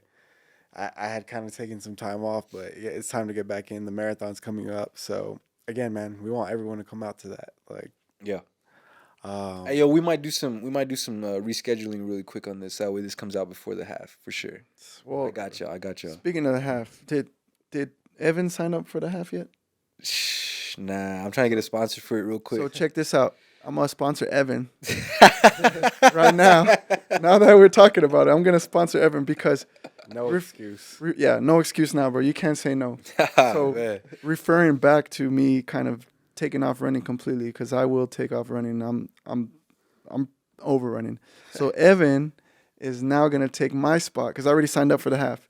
He's gonna take my spot. I'll change my name from Freddy to Evan, and he's gonna run for me now. So I am sponsoring Evan. It's gonna be your worst time yet. And not only that, I will give Evan his gear. That's my word. So he's gonna be swagged out. So it's gonna be all Nike, baby. He meant a bulletproof vest, actually. Yeah, That's yeah. what he meant by gear. Yeah, but you heard it here first. I'm gonna sponsor Evan with the race entry fee is already good to go. So you're already good to go. I just gotta switch my name to yours. Goddamn. So that's already it. And then Talk about some proof right here. right here. We're gonna And release then- this after the half marathon. This is gonna come out in March. And then I got you. I will sponsor you your kit. So your singlet, your Singlet, I'm gonna go in a singlet. your singlet, your shorts, and some shoes, baby. Shoes? Yeah. I'm gonna have to like practice in them, man. I run in ultras. Okay. What's your guys' thing with shoes? Are you pretty open? Like I know you're big on Nike, brother. But like, what do you think about other brands of shoes that are respectable? So Nikes for sure all the way, and then Asics. What kind though? You ain't running in Roche runs, so like, what kind of shoes are you going for? It's in college, high school, I was running in Pegasus, and I still do. Like everyday training. Mm-hmm. Okay. And then now I'm running in the Wild Horses. For what's your race day shoe? My race day Like shoe. a long distance. Shit, man. So Alpha Flies or what? no, man. I'm gonna go back into the days where I was running in college, where I was Cortez? just running in no, they're Nike, but they're race flats. Race flats. Yeah, they're flats. So it less cushion, but I mean more for speed. Yo, I had a homie run a whole half in some Vans one time. Shout out Julian. Who was that, Julian? Yeah, bro, Julian. Oh man, I got all specific on my shoes because I went to Up and Running and they said I was flat footed, so they said I needed some shoes to help me keep from pronating. Yeah. So they got me the Ultras because they have the walls on the side of the shoe. So like if you're not flat footed and if you don't have that problem, you don't even feel them. But if your foot does lean over, then the walls help you stay upright. Man, that's why I feel like I got back into running again. Because before that I was running in Roches, dude. Those shits do not. Bro. My feet were getting bruised after long runs. Fucking gnarly, dude. And now I'm like, my feet are tired because it's just the volume. But at the same time, I'm almost like, bro, I'm chilling. I don't even have them tied. I don't even have them tied that much. Like I can just slip them on and off. Like I have a lot of ankle breathing room, and I'm like, With these the things Ultras? fit fucking good, bro. Yeah. Shout out Ultra. I might not run in your shoe depending on what's going on with this interview, but shout out Ultra real quick. Turning into Nike. Ah, man, I'm the same way, bro. Because I was like Fred. I was like Nike all the way. I like how they look. Yeah. I like the aesthetic. But it's crazy when I was like, oh, actually is not the best running shoe. Like I'm a Hoka person now, bro. Hokas? I don't like them no more. Hokas? But I think well, everybody has their. Yeah, everybody. I feel like it really depends. I tell people when they ask like, oh, what's the best shoe? I'm like, bro, you gotta go try them on. Yeah, like, for real. And just I might hate Hokas. Yeah. I might. Yeah, Like Ultras. even You might within not Hoka, even there's try so many different Ultra on your kinds. whole life. Yeah, like the I think I tried on what's it called, the On Clouds, because that's like a popular brand right now, and like to me it just did not feel good. I was like, Whatever. I've gotten so used to Hoka having like the nice cushion and like what I like, Yeah. You know, but everyone's foot's different. Like more flat-footed. Yeah. You got to just try it on. Mm-hmm. Who's got on clouds? Oh no, someone just told me to try them on. Okay, so I no, went those and are completely overrated. Don't do it. You heard it here. we Respectfully. heard it here on Cloud. Don't sponsor us. Yeah, heard don't it here. sponsor us. Hey, fuck you on Cloud for real, dog. Yeah, I just I agree, bro. Let's lean in. We had Hoka, we're open for business. Yes, sir. Ultra. You want that Nike sponsorship? You want that Nocta Yes. sponsorship? Drake, please, dog. Hey, you were over here saying Tom listens to Drake over here right now. Now you want that Drake sponsorship? Tom loves Drake, dude. Like that's a whole thing, man. I remember Thomas used to blast that, brush his teeth in the morning to Drake, bro. Like he loves Drake. What's your guys' all right, give me between the two of you. You guys have 10 songs. Okay, hold on. Let's make it a little bit more realistic. 6 songs. 3 and 3. Okay. What songs are making the running playlist? Like right now or all time? Let's do currently. Cuz all time, well what's an easier answer? We'll go with what's easier. It's all time, I think. All time's All easier? time, What's yeah. all time? I think What's we'd all be time? more collaborative on that. What's all time? All time 6 song running playlist. It's like a little 5K for a fast motherfucker. It's though. easier for me. Go ahead, Tom. You go first. I think we gotta start with some Young Thug, bro. Just between me and Fred, that's one of our mutual artists, bro. So any Young Thug, specifically maybe like with that or some older Young Thug, Some Dexter. some famous Dex maybe, yeah. So we'll go Young Thug. I'm gonna just keep it for the first song. Any With Young that? Yeah, Let's we'll go with that. Okay, that's gonna be the face of it. We'll go with That's that. gonna be the face of that one. Okay. Second one's gonna be, of course, Little Uzi. Oh yeah, some. Man, I would not run to this. Yeah, some Little Uzi. would Vert. I think we're reminiscing on our fucking time. This is all time, though. This is all let's do time. Oh, all time. Oh shit. Okay. So, fuck. Okay. the rap out. No, you agreed. You said it. Well, So no. So Uzi not make all all time. time? Never mind. So Uzi don't make the all time. Does No, he Young- don't make does the all Thug time. go? I'm gonna say, Does go Thug ahead. Paramount. Simon Says. That's gonna be all time right there for me, at least. Okay. Yeah. All time. I'd have to go with some Tame Impala, bro, for sure. Okay. I need to like something to get, real tripped out to when I'm zoning out on the run. The less I know, the better. The last I know, anything, bro. You could throw it on. I'll be good with that. So that'll be my Okay. second choice. Damn. The game wouldn't get far. Oh, that's a good one. That's a good one. Shout out to All Jason. right, what's that third one for both of y'all? I think I'm gonna have to go with some Kanye, bro. I mean, Devil in a New Dress? You ever ran to Devil in a New Dress? Actually, we were. My boy Josh played that at the gym yesterday. When he was coaching. Man, when I Rick was Ross so comes horny. out, man. I was so Yeah, horny. that shit gets the blood pumping for real, man. Yeah, bro. Yeah, I know he's canceled and everything, but yeah, man, you can't deny throwing some Kanye. We're running miles. I mean, is he really canceled like right now currently? He's had his moments, but like I think he's pretty respectable. I feel right like now. he's one of the people. I mean, I'm biased because I love Kanye, but Yeah. I feel like he's one of the people that really is cancelable. He's too big, Because man. he's done too much wild shit, bro. From like the Taylor Swift thing way back to like now, just going off on. He's kind of getting a little bit more rowdy though. I mean, Oh yeah, he's rowdy, bro. This is not me endorsing Kanye West, but yeah. I mean, you throw on the music and people still react. So I mean. for him to say, "Shut up, you ain't God," let me talk. Artist, classic. Can you separate the two? Yeah, I was about to ask you. Like that was gonna be my direct question. Are you able to? You feel like you can? You feel like you need to? Otherwise, what are you gonna enjoy? Otherwise, you can't listen to Michael Jackson. Yeah, otherwise, you're just gonna you find can't- something wrong with every single person. Yeah, Like, we all have our faults and everything like that. Yeah. I feel you, man. What about you, bro? What's your number one go to right now? Give me something current. What are you right now, bumping right now? bro? I think it's called Hollywood by Victoria Monet. Okay. But it's because I like to listen to a lot of R&B, bro. Like you hear my shit and it ain't really hype when I'm running. But it's because like I'm Yeah. not doing sprint workouts or anything. Like I'm doing long distance, so I need that shit that like matches my stride. Okay. So I'll go with a lot of like R&B or some soul or jazz. Like I think a couple weeks ago I did a 5K and all I did was listen to a jazz instrumental album. And I was like, this thing's 35 minutes long. Or actually, like the EP was like 28 minutes long. I was like, that's perfect. Yeah. That's all I need. And I finished it right when the album ended. So like I can listen to a lot of chill stuff. And I know that Stevan, he always disagrees with it, bro. Because he'll be running to some like black metal or some like hardcore EDM. But I'll probably put that one in there if we're talking current. But like all time, man, Probably puts like something with Isaiah Rashad's got to be in there for me because it's always chill and the drum patterns are in there that are always able for me. Like I can just get running on that. I can get down with some Tame Impala. Okay. I'm not a big Travis Scott fan. I like him, but Utopia. There's this song called I Know. Mm-hmm. Shit, that one's awesome when you're running, Okay. bro. But then I also got a little bit of we've been bumping up every 2 weeks. We bump up the distance. So like when we got to the 8th mile, I started putting on some 8 Mile by Eminem. You know what I mean? And that shit stuck. Like now we're at 10, and like I'm still listening to Rabbit Run from the 8 Mile soundtrack. Damn. Um, That's the beautiful thing, man. I'm not giving you a concrete list. Obviously, I'm just kind of like spitballing shit right now. But Isaiah's probably in there for sure. Just because he's so chill. Jid, I love some Jid in there, for sure. Brud in them. Do you say JID or do you say J? I kind of flip between the both. Okay. I'll say Jid regular, but if I ever gotta say JID, it's usually just somebody that like is gonna look him up. Okay. You know what I mean? But I'll throw him in there. Devil New Dress is in there. Some Freddie Gibbs.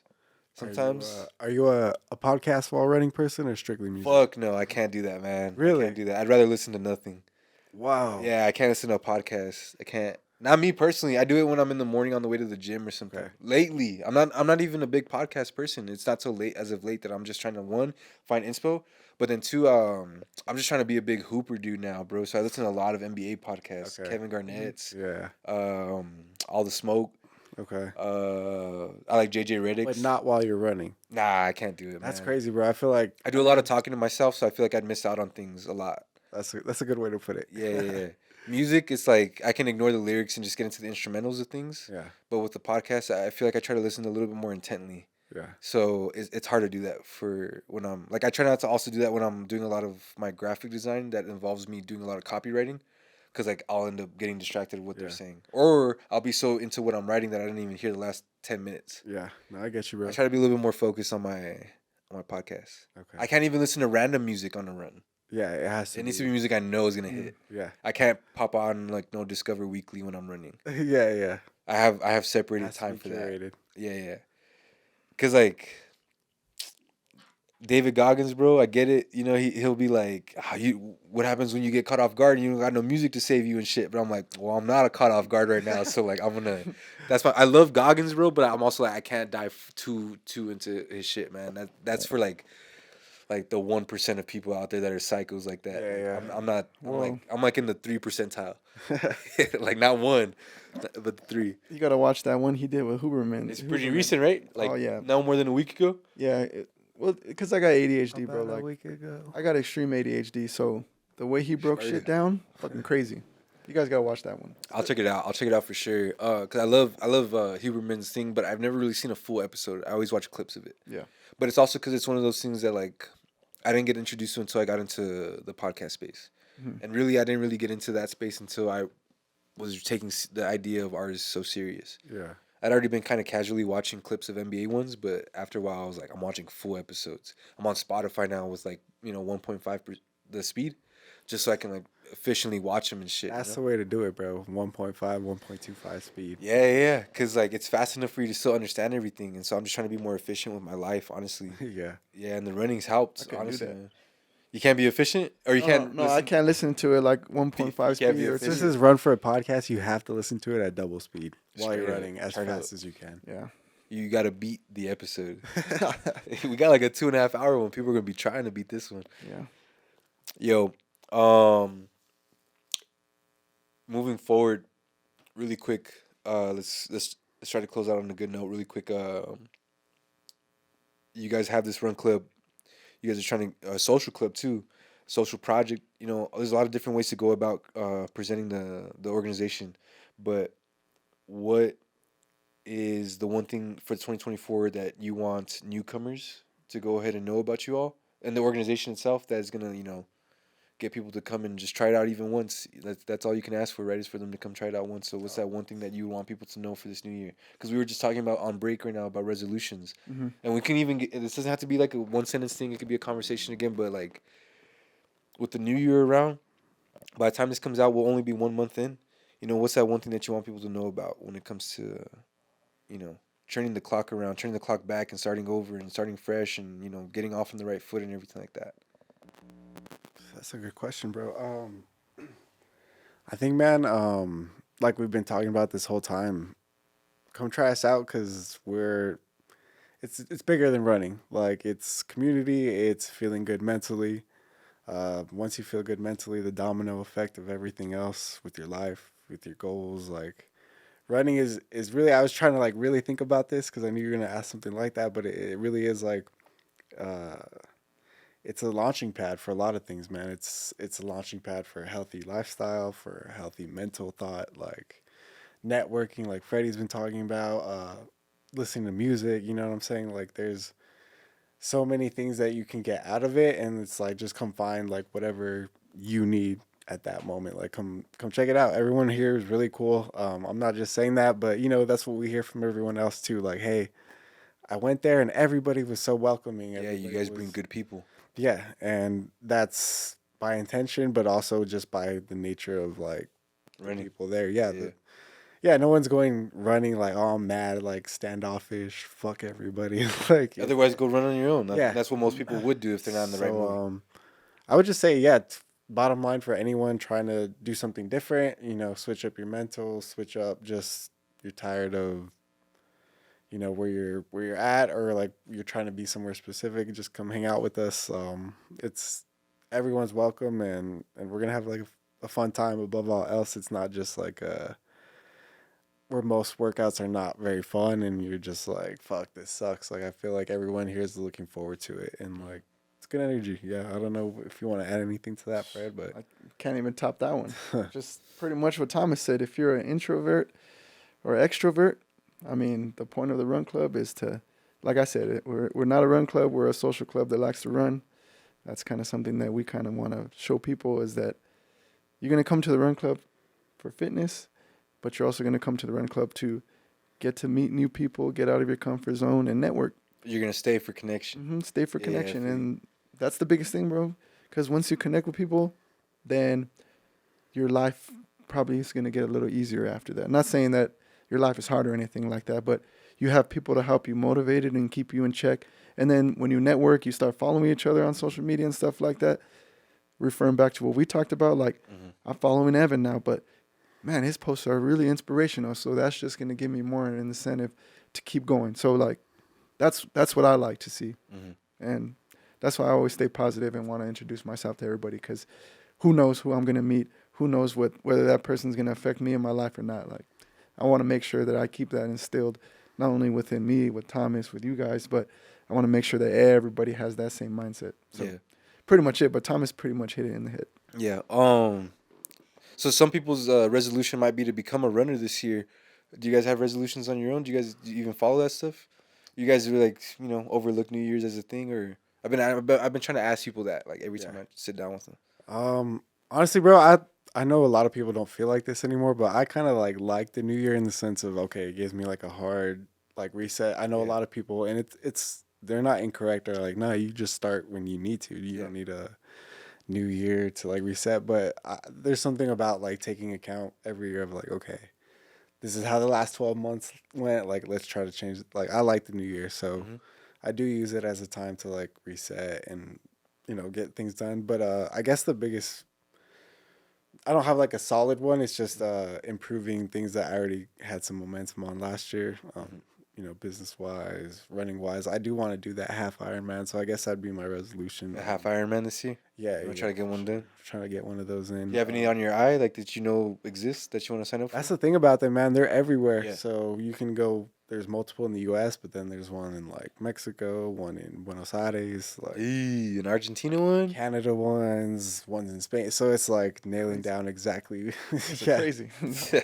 Nailing down where to go. But now, man, nothing. I mean, I have my little ins and outs list of 2024, but. What do you mean by that? Like, I'm gonna get rid of this year. Yeah, additions, like an inventory list. Exactly, bro. I want to bring in more of this, out more of that. Damn. So, like you said, journaling, bro. That's on the ins. Like, try and do that more. It helps. What's on the out? Bro, I had to, for sure, was like vaping. Like that was not a good. I'd still hit like that vape every so often. I'm like, man, why? Like, it's not conducive to the like. I was so good at running and also just like what, I still need a cigarette or I need a vape. Like, Yeah. nah, bro, it's just not good for you. So Yeah. haven't touched one this year. That Nice, was a big dude. one. Fuck yeah. What else is on the out? Just like I guess overindulgence. Eating. I'm gonna go eat because I'm lazy. Like, you know what I'm saying? Nah, just cook something. Like, You still gonna keep the Wednesday? Is that the Wednesday fast? oh, That's still on the end? that's on the end, bro. 24-hour fast every Wednesday. That does the body good. So yeah, just like I said, staying on stuff that I was already doing, trying to add some other stuff, and nothing too complex. Fred, what about you, bro? Less Hennessy, more Hennessy. Shit. Less tequila, more hen dog. No, I think That's funny, dog. well, I actually started it earlier than the New Year's, but my New Year's resolution is probably I talked about it before. Just stop saying that I'm tired. I think right there alone would kind of fuck up my mindset because we're all tired, but we put ourselves in that situation.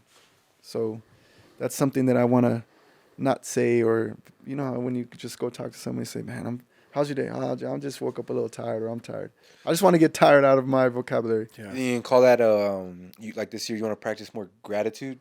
Yeah. Do you think Yeah. saying you're tired is like the opposite of showing gratitude? Exactly. So like I don't want to. I know I'm tired, right? Yeah. But like, I want to go into the day with a mindset of like, all right, let's get this shit together because I put myself in this situation. I'm waking up early because I put myself here. Yeah. Whether it's my career or going to the gym, right? I put myself in this situation. I ain't tired. Let's keep going. So I think that's my resolution, just to take that word out. But other than that, I think everything's pretty much good on my part as far as, I mean, you have your downfalls, right? But my resolution is gratitude. Just take out those little small words and mindsets, and then everything's going to be moved forward from there. Hell yeah, man. So we'll be trying to get this out around early February. We've been rolling. We got a lot of episodes locked in. But anything coming up in the around late February, March, of Run for it or anything like that? Besides the marathon, you guys are trying to get people out to marathon. We'll make sure that we get that word out. But is there any events that you guys have in the works that might take a couple, like it doesn't come out till March or anything like that you guys want to speak about? Nothing concrete yet, bro. But we do have a lot planned. Like Yeah. like Fred said, we've been getting hit up a lot. But now it's under wraps for now, Yeah, man. all right, Yeah, big we bet. got a lot of stuff scheming, but You heard it here first, dog. We weren't cool enough to get that inside scoop, but it is what it is. You know what I'm saying? Nah, I just fucking. Rush cycle. We're going to do one with Rush cycle in March. Let's go. There you go.